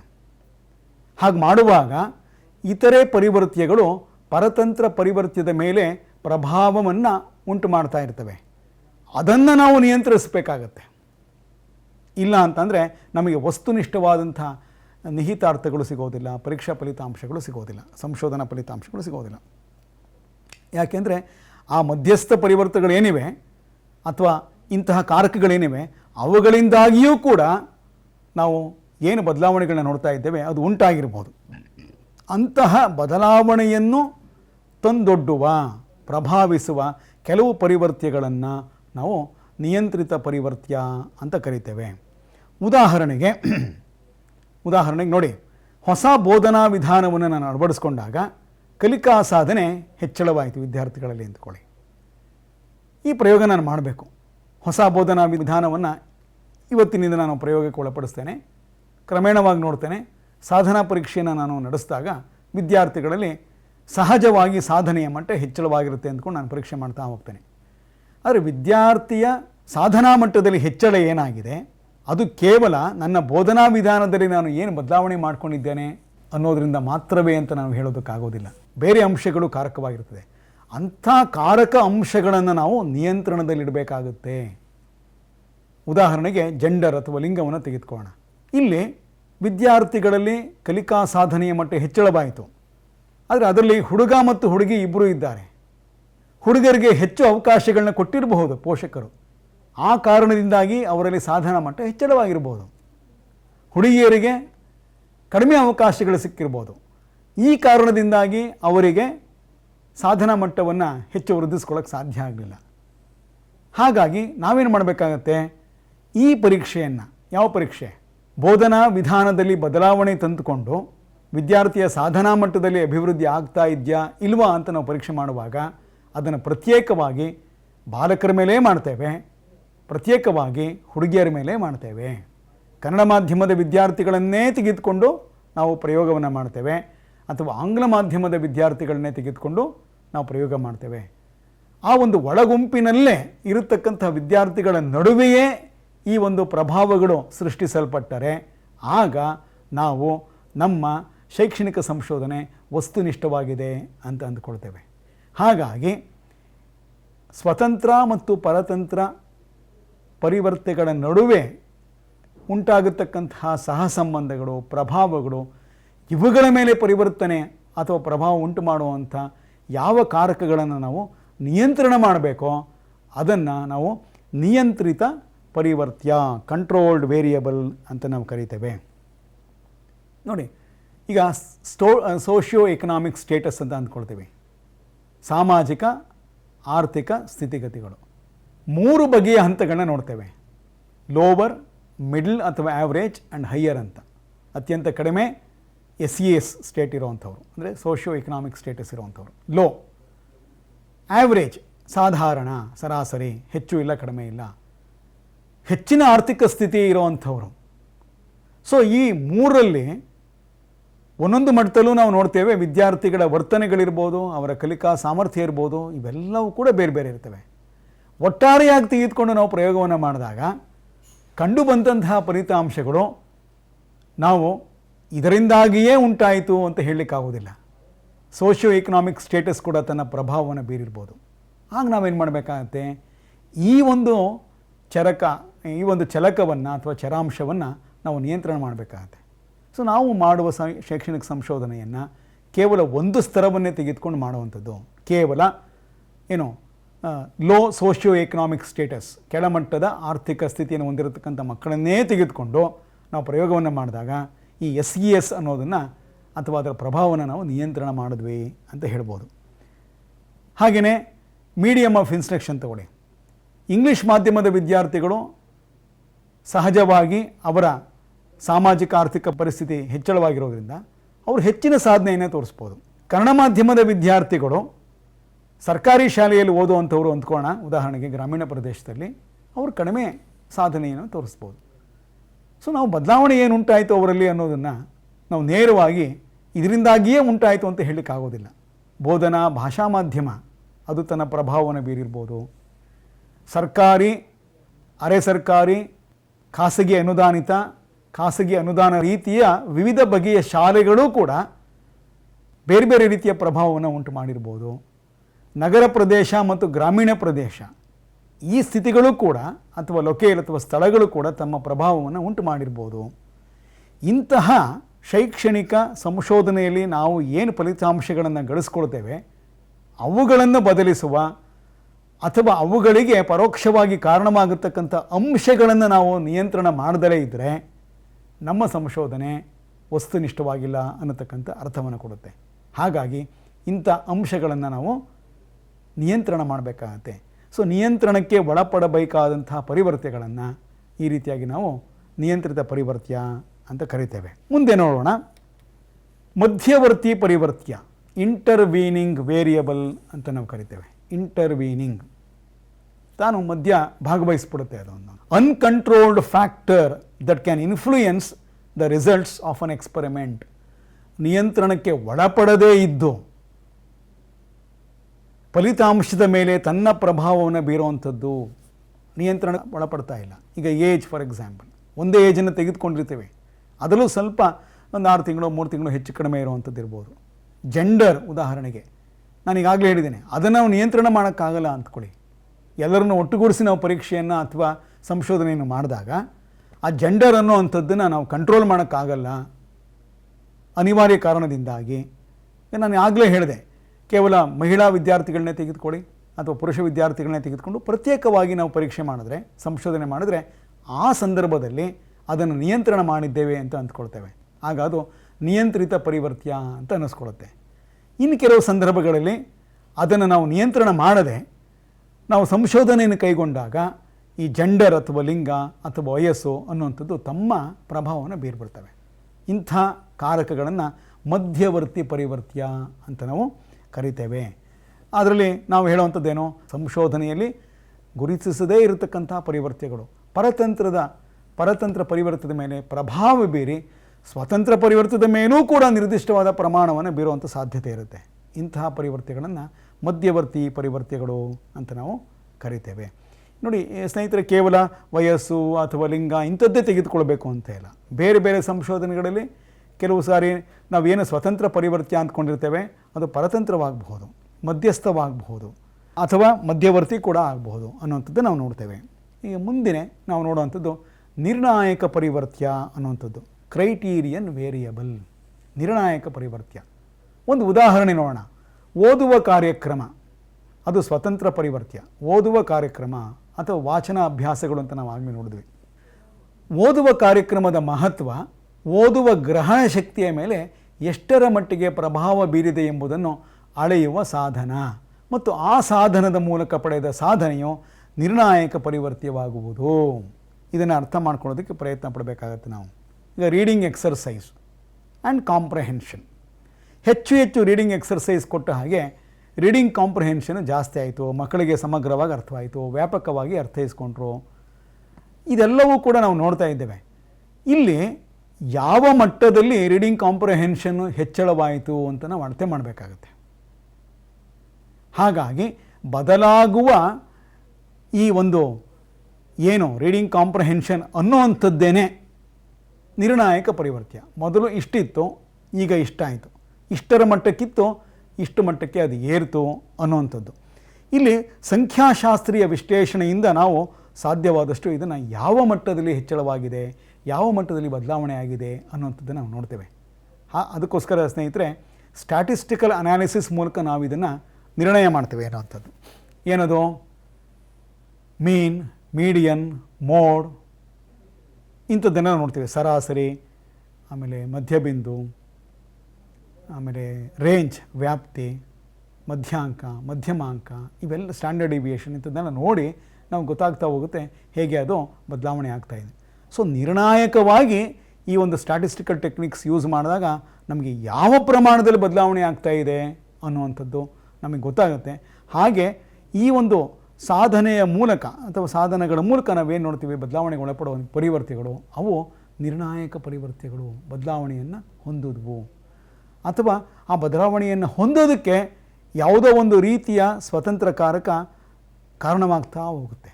ಅದು ಕೂಡ ನಿರ್ಣಾಯಕ ಪರಿವರ್ತ್ಯ ಅಂತ ನಾವು ಅಂದ್ಕೊಳ್ತೇವೆ. ಹಾಗೆ ಸಂಶೋಧಕನು ಪ್ರಯೋಗಾತ್ಮಕ ಸಂಶೋಧನೆಯಲ್ಲಿ ತನ್ನ ಸ್ವತಂತ್ರ ಪರಿವರ್ತದಿಂದ ಪರತಂತ್ರ ಪರಿವರ್ತದ ಮೇಲೆ ಯಾವ ರೀತಿಯ ಪ್ರಭಾವ ಬೀರಿದೆ ಅಂತ ಅಳಿಬೇಕಾಗತ್ತೆ. ಈಗ ಅಚೀವ್ಮೆಂಟ್ ಟೆಸ್ಟ್ ಫಾರ್ ಎಕ್ಸಾಂಪಲ್, ಬೋಧನಾ ವಿಧಾನ ಬದಲಾವಣೆ ಆಯಿತು, ಸಾಧನೆಯ ಮಟ್ಟ ಕೂಡ ಬದಲಾವಣೆ ಆಯಿತು. ಯಾವ ಮಟ್ಟದಲ್ಲಿ ಪ್ರಭಾವ ಬೀರ್ತಾ ಇದೆ ಬೋಧನಾ ವಿಧಾನ, ಯಾವ ಮಟ್ಟದಲ್ಲಿ ಶೈಕ್ಷಣಿಕ ಸಾಧನೆ ಹೆಚ್ಚಳವಾಗ್ತಾ ಇದೆ ಅಂತ ನಾವು ಕಂಡಿಡ್ಕೊಳ್ಬೇಕಾಗತ್ತೆ. ಅದಕ್ಕೆ ನಾವು ಸ್ಟ್ಯಾಟಿಸ್ಟಿಕ್ ಟೆಕ್ನಿಕ್ನ ಉಪಯೋಗಿಸ್ತೇವೆ. ಸಂಖ್ಯಾಶಾಸ್ತ್ರೀಯ ತಂತ್ರಗಳು ಅಂತ ನಾವು ಕನ್ನಡದಲ್ಲಿ ಕರಿತೇವೆ. ಸೊ ಇಂತಹ ಪರಿವರ್ತ್ಯಗಳನ್ನು ನಿರ್ಣಾಯಕ ಪರಿವರ್ತ್ಯಗಳು ಅಂತ ನಾವು ಕರಿತೇವೆ. ನೆಕ್ಸ್ಟು ಕಾರಣ ಮತ್ತು ಪರಿಣಾಮ ಸಂಬಂಧವನ್ನು ನಾವು ನೋಡ್ತೇವೆ. ಯಾವುದ್ರಲ್ಲ ಬೇಕಾದ್ರೂ ಅಷ್ಟೇ ಕಾರಣ ಮತ್ತು ಪರಿಣಾಮ ಸಂಬಂಧಗಳನ್ನ ನೋಡ್ತೇವೆ.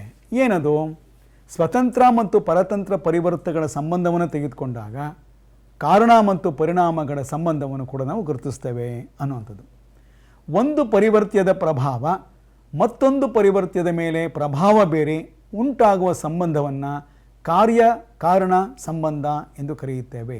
ಕಾಸ್ ಆ್ಯಂಡ್ ಇಫೆಕ್ಟ್ ರಿಲೇಷನ್ಶಿಪ್ ಅಂತ ಅನ್ನುವಂಥದ್ದು. ಈಗ ಬುದ್ಧಿಶಕ್ತಿ ಮತ್ತು ಕಲಿಕೆಯ ಮಟ್ಟ. ಬುದ್ಧಿಶಕ್ತಿ ಹೆಚ್ಚಾಗಿದ್ದರೆ ಕಲಿಕೆಯ ಮಟ್ಟವು ಕೂಡ ಬಹಳ ಸುಲಭವಾಗಿ ಒಳ್ಳೆಯ ಒಂದು ಫಲಿತಾಂಶವನ್ನು ತಂದುಕೊಡುವಂಥದ್ದು, ಕಲಿಕಾ ಸಾಮರ್ಥ್ಯವೂ ಕೂಡ ಹೆಚ್ಚಾಗುತ್ತೆ. ಈಗ ಬುದ್ಧಿಶಕ್ತಿ ಹೆಚ್ಚಿದರೆ ಅದು ಹೆಚ್ಚಾಗುತ್ತೆ, ಬುದ್ಧಿಶಕ್ತಿ ಕಡಿಮೆ ಇದ್ದರೆ ಅದು ಕಡಿಮೆ ಆಗುತ್ತೆ. ಮತ್ತು ಇದರಲ್ಲಿ ಕಾರಣ ಯಾವುದು ಮತ್ತು ಪರಿಣಾಮ ಯಾವುದು, ಇವುಗಳ ನಡುವಿನ ಸಂಬಂಧದ ಮೇಲೆ ಪರಿಣಾಮ ಉಂಟು ಮಾಡುವಂಥ ಮಧ್ಯವರ್ತಿ ಪರಿವರ್ತಗಳನ್ನು ನಾವು ಕಂಡುಹಿಡ್ಕೊಳ್ಬೇಕಾಗತ್ತೆ, ನಿಯಂತ್ರಣ ಮಾಡಬೇಕಾಗತ್ತೆ. ಈ ಮಧ್ಯವರ್ತಿ ಪರಿವರ್ತಗಳು ಯಾವುದಪ್ಪ ಅಂದರೆ ಈ ಬೋಧನಾ ವಿಧಾನ, ಲಿಂಗ, ಶಾಲಾ ಪರಿಸರ, ಬೋಧನಾ ಮಾಧ್ಯಮ ಇನ್ನಿಂತೊಂದು. ಸೊ ಯಾವುದೇ ಸಂಶೋಧನೆಯಲ್ಲಿ ಪರಿವರ್ತ್ಯ ಒಂದು ಕಾರಣವಾಗ್ಬೋದು, ಮತ್ತೊಂದು ಪರಿವರ್ತ್ಯ ಪರಿಣಾಮಕ್ಕೆ ಒಳಗಾಗಿ ಬದಲಾವಣೆ ಆಗುವಂಥದ್ದನ್ನು ನಾವು ನೋಡ್ತೇವೆ. ಕಾರಣ ಪರಿಣಾಮ ಸಂಬಂಧವನ್ನು ನಾವು ಯಾವತ್ತೂ ಕೂಡ ಪರಿವರ್ತ್ಯಗಳ ನಡುವೆ ಕಾಣೋದನ್ನು ನಾವು ಶೈಕ್ಷಣಿಕ ಸಂಶೋಧನೆಯಲ್ಲಿ ನೋಡ್ತೇವೆ ಅನ್ನೋಂಥದ್ದು. ಹಾಗೆ ಸ್ನೇಹಿತರೆ, ಮುಂದೆ ನಿರಂತರ ಪರಿವರ್ತ್ಯ ಅಂತ ಇನ್ನೊಂದಿದೆ, ಕಂಟಿನ್ಯೂಯಸ್ ವೇರಿಯಬಲ್ ಅಂತ. ಅಂದರೆ ಇಲ್ಲಿ ಬುದ್ಧಿಶಕ್ತಿ ಉದಾಹರಣೆಗೆ, ಈ ಬುದ್ಧಿಶಕ್ತಿ ನೋಡಿ, ನನ್ನ ತರಗತಿಯಲ್ಲಿ 40 ವಿದ್ಯಾರ್ಥಿಗಳಿದ್ದಾರೆ. ಮೊದಲನೇ ವಿದ್ಯಾರ್ಥಿ ಅವನ ಬುದ್ಧಿಶಕ್ತಿಯ ಮಟ್ಟ ಎಷ್ಟಿದೆ? ಉದಾಹರಣೆಗೆ 90.4. ಎರಡನೇವನು 58.7, ಮೂರನೇವನು 98.5, ನಾಲ್ಕನೇ ವಿದ್ಯಾರ್ಥಿ 101.1, ಐದನೇವನು 93.4. ಸೊ ಇಲ್ಲಿ ಏನು ನೋಡ್ತಾ ಇದ್ದೀವಿ, ಕೆಲವರಿಗೆ 90 ಇದೆ, ಕೆಲವರಿಗೆ 90.1 ಇದೆ, ಕೆಲವರಿಗೆ 90.2 ಇದೆ, ಕೆಲವರಿಗೆ 90.25 ಇರ್ಬೋದು, 92.25, 92.26, 92.28. ಸೊ ಇಲ್ಲೇನು ಮಾಡ್ತಾ ಇದ್ದೇನೋ, ಸಂಖ್ಯೆ ಏನಿದೆ, ಮೌಲ್ಯ ಏನಿದೆ, ಅದು ಕಂಟಿನ್ಯೂಯಸ್ ಆಗಿದೆ, ನಿರಂತರವಾಗಿದೆ, ಬ್ರೇಕ್ ಇಲ್ಲ ಮಧ್ಯದಲ್ಲಿ ಅಂತ, ನಿರಂತರವಾದಂಥ ಪರಿವರ್ತ್ಯ ಅದು, ಕಂಟಿನ್ಯೂಯಸ್ ವೇರಿಯಬಲ್. ಅದೇ ಲಿಂಗವನ್ನು ತೆಗೆದುಕೊಳ್ಳಿ, ನಾವು ಲಿಂಗತ್ವದಲ್ಲಿ ಅಥವಾ ಲಿಂಗದಲ್ಲಿ ನಾವು ಈ ರೀತಿಯ ಮೌಲ್ಯಗಳನ್ನು ನಾವು ನೋಡೋದಿಲ್ಲ. ಮುಂದೆ ಹುಡುಗಿ ಅಥವಾ ಹುಡುಗ, ಸ್ತ್ರೀ ಪುರುಷ, ನಗರ ಪ್ರದೇಶದ ಶಾಲೆ, ಗ್ರಾಮೀಣ ಪ್ರದೇಶದ ಶಾಲೆ, ಕನ್ನಡ ಮಾಧ್ಯಮ, ಆಂಗ್ಲ ಮಾಧ್ಯಮ, ಈ ರೀತಿಯಾಗಿ ಕೇವಲ 2 ಅಂಶಗಳನ್ನು ಅಥವಾ 3 ಅಂಶಗಳನ್ನು ಒಳಗೊಂಡಿರತಕ್ಕಂಥ ಪರಿವರ್ತ್ಯಗಳನ್ನು ಕೂಡ ನಾವು ನೋಡ್ತೇವೆ. ಸೊ ಯಾವುದು ನಿರಂತರ ಪರಿವರ್ತ್ಯವೆಂದರೆ, ನಿರಂತರವಾಗಿ, ಈಗ ಬುದ್ಧಿಶಕ್ತಿ ತೆಗೆದುಕೊಂಡಾಗ ನಾವು ಉದಾಹರಣೆ ನೋಡಿದಾಗ ಅಲ್ಲಿ ಗೊತ್ತಾಯಿತು, ಒಂದು ಸರಳ ರೇಖೆಯನ್ನು ಎಳೆದುಕೊಂಡು ಗ್ರಾಫ್ ಮಾಡಿದಾಗ ನಿರಂತರವಾಗಿ ಪಾಯಿಂಟ್ಸ್ಗಳು ಬಂದರೆ, ಅದೊಂದು ಲೈನ್ ಆದರೆ, ಆಗ ಅದನ್ನು ನಾವು ನಿರಂತರ ಪರಿವರ್ತ್ಯ ಅಂತ ನಾವು ಕರಿಬಹುದು ಅನ್ನುವಂಥದ್ದು. ಅಕಾಡೆಮಿಕ್ ಗ್ರೇಡ್ಸ್ ಉದಾಹರಣೆಗೆ, ಈಗ CGPA ಅಂತ ನಾವು ಕರಿತೇವೆ. ಒಬ್ಬರು 9.8, 9.81, 9.85, 9.84 ಹೀಗೆ ಬಿಂದುಗಳನ್ನು ಕೂಡ ಪರಿಗಣಿಸ್ಕೊಂಡು ನಿರಂತರವಾಗಿ ಸಣ್ಣ ಸಣ್ಣ ಪ್ರಮಾಣದಲ್ಲಿ ಹೆಚ್ಚಳ ಅಥವಾ ಕಡಿಮೆ ಆಗ್ತಾಯಿದ್ರೆ, ಸಂಖ್ಯೆಗಳ ಪ್ರಮಾಣದಲ್ಲಿ ನಿರಂತರತೆ ಮೂಡಿದ್ರೆ, ಅಂಥ ಪರಿವರ್ತ್ಯಗಳನ್ನು ನಿರಂತರ ಪರಿವರ್ತ್ಯಗಳು ಅಂತ ನಾವು ಕರಿತೇವೆ. ನಿಮಗೆ ಬಹುಶಃ ಅರ್ಥವಾಗಿದೆ ಅಂತ ನಾನು ಅಂದ್ಕೊಳ್ತೇನೆ. ಇದಕ್ಕೆ ವಿರುದ್ಧವಾಗಿ ನಾವು ನೋಡುವಂಥದ್ದು ವಿಯುಕ್ತ ಪರಿವರ್ತ್ಯ. ವಿಯುಕ್ತ ಪರಿವರ್ತ್ಯ, ಡಿಸ್ಕ್ರೀಟ್ ವೇರಿಯಬಲ್, ಯಾವುದು ನಿರಂತರತೆಯನ್ನು ಹೊಂದಿರುವುದಿಲ್ಲವೋ. ಉದಾಹರಣೆಗೆ ಈಗಾಗಲೇ ಹೇಳಿದೆ, ಲಿಂಗ, ಬಾಲಕರು ಬಾಲಕಿಯರು, ಶಾಲೆ, ಸರ್ಕಾರಿ, ಅನುದಾನಿತ, ಅನುದಾನರಹಿತ, ಇಂತಹ ಪರಿವರ್ತ್ಯಗಳನ್ನು ನಾವು ವಿಯುಕ್ತ ಪರಿವರ್ತ್ಯಗಳು ಅಥವಾ ಡಿಸ್ಕ್ರೀಟ್ ವೇರಿಯಬಲ್ಸ್ ಅಂತ ನಾವು ನೋಡ್ತೇವೆ. ಹೀಗೆ ಇನ್ನೂ ಬೇಕಾದಷ್ಟು ರೀತಿಯ ಪರಿವರ್ತ್ಯಗಳನ್ನು ನಾವು ಶೈಕ್ಷಣಿಕ ಸಂಶೋಧನೆಯಲ್ಲಿ ಕಾಣ್ತೇವೆ ಸ್ನೇಹಿತರೆ. ವಿದ್ಯಾರ್ಥಿ ಮಿತ್ರರೇ, ಇಂದು ನಾವೆಲ್ಲರೂ ಕೂಡ ಶೈಕ್ಷಣಿಕ ಸಂಶೋಧನೆಯ ವಿವಿಧ ಹಂತಗಳನ್ನು ನಾವು ಮೊದಲಿಗೆ ತಿಳಿದುಕೊಂಡು, ಅದರಲ್ಲಿ ಅತಿ ಮುಖ್ಯವಾಗಿ ಮೂಲಭೂತವಾಗಿ ಇಡೀ ಶೈಕ್ಷಣಿಕ ಸಂಶೋಧನೆಯನ್ನು ನಾವು ಯಾವ ಅಂಶಗಳನ್ನು ಪರಿಗಣಿಸಿಕೊಂಡು ಮಾಡ್ತೇವೆ ಅನ್ನುವ ವಿಚಾರದಲ್ಲಿ ಚಲಕಗಳು, ಚರಾಂಶಗಳು ಅಥವಾ ಪರಿವರ್ತಿಗಳ ಬಗ್ಗೆ ನಾವಿಂದು ತಿಳಿದುಕೊಂಡಿದ್ದೇವೆ. ಇಡೀ ಶೈಕ್ಷಣಿಕ ವ್ಯವಸ್ಥೆಯನ್ನು ನಾವು ಅವಲೋಕನ ಮಾಡಿದಾಗ ಶಿಕ್ಷಣದ ಮೂಲಭೂತ ಗುರಿ ಮತ್ತು ಉದ್ದೇಶಗಳು, ಅವುಗಳನ್ನು ಆಧರಿಸಿ ಪಠ್ಯಕ್ರಮವನ್ನು ರೂಪಿಸಿಕೊಳ್ಳುವಂಥದ್ದು, ಪಠ್ಯಕ್ರಮ ವರ್ಗಾವಣೆಯನ್ನು ನಾವು ಬೋಧನೆ ಮತ್ತು ಕಲಿಕೆಯ ರೂಪದಲ್ಲಿ ನೆರವೇರಿಸಿಕೊಳ್ಳುವಂಥದ್ದು, ಮತ್ತು ಇಡೀ ವ್ಯವಸ್ಥೆಯನ್ನು ಈ 3 ಅಂಶಗಳಿಗೆ ಸಂಬಂಧಪಟ್ಟ ಹಾಗೆ ನಾವು ಮೌಲ್ಯಮಾಪನ ವ್ಯವಸ್ಥೆಯನ್ನು ಕೂಡ ಹೊಂದಿದ್ದೇವೆ.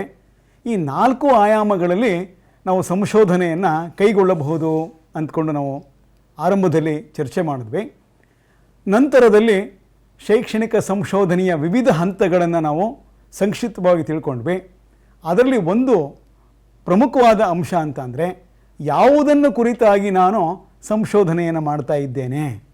ಈ 4 ಆಯಾಮಗಳಲ್ಲಿ ನಾವು ಕಂಡುಕೊಳ್ಳತಕ್ಕಂತಹ ಬೇರೆ ಬೇರೆ ಅಂಶಗಳು ಯಾವುದ್ಯಾವುದು.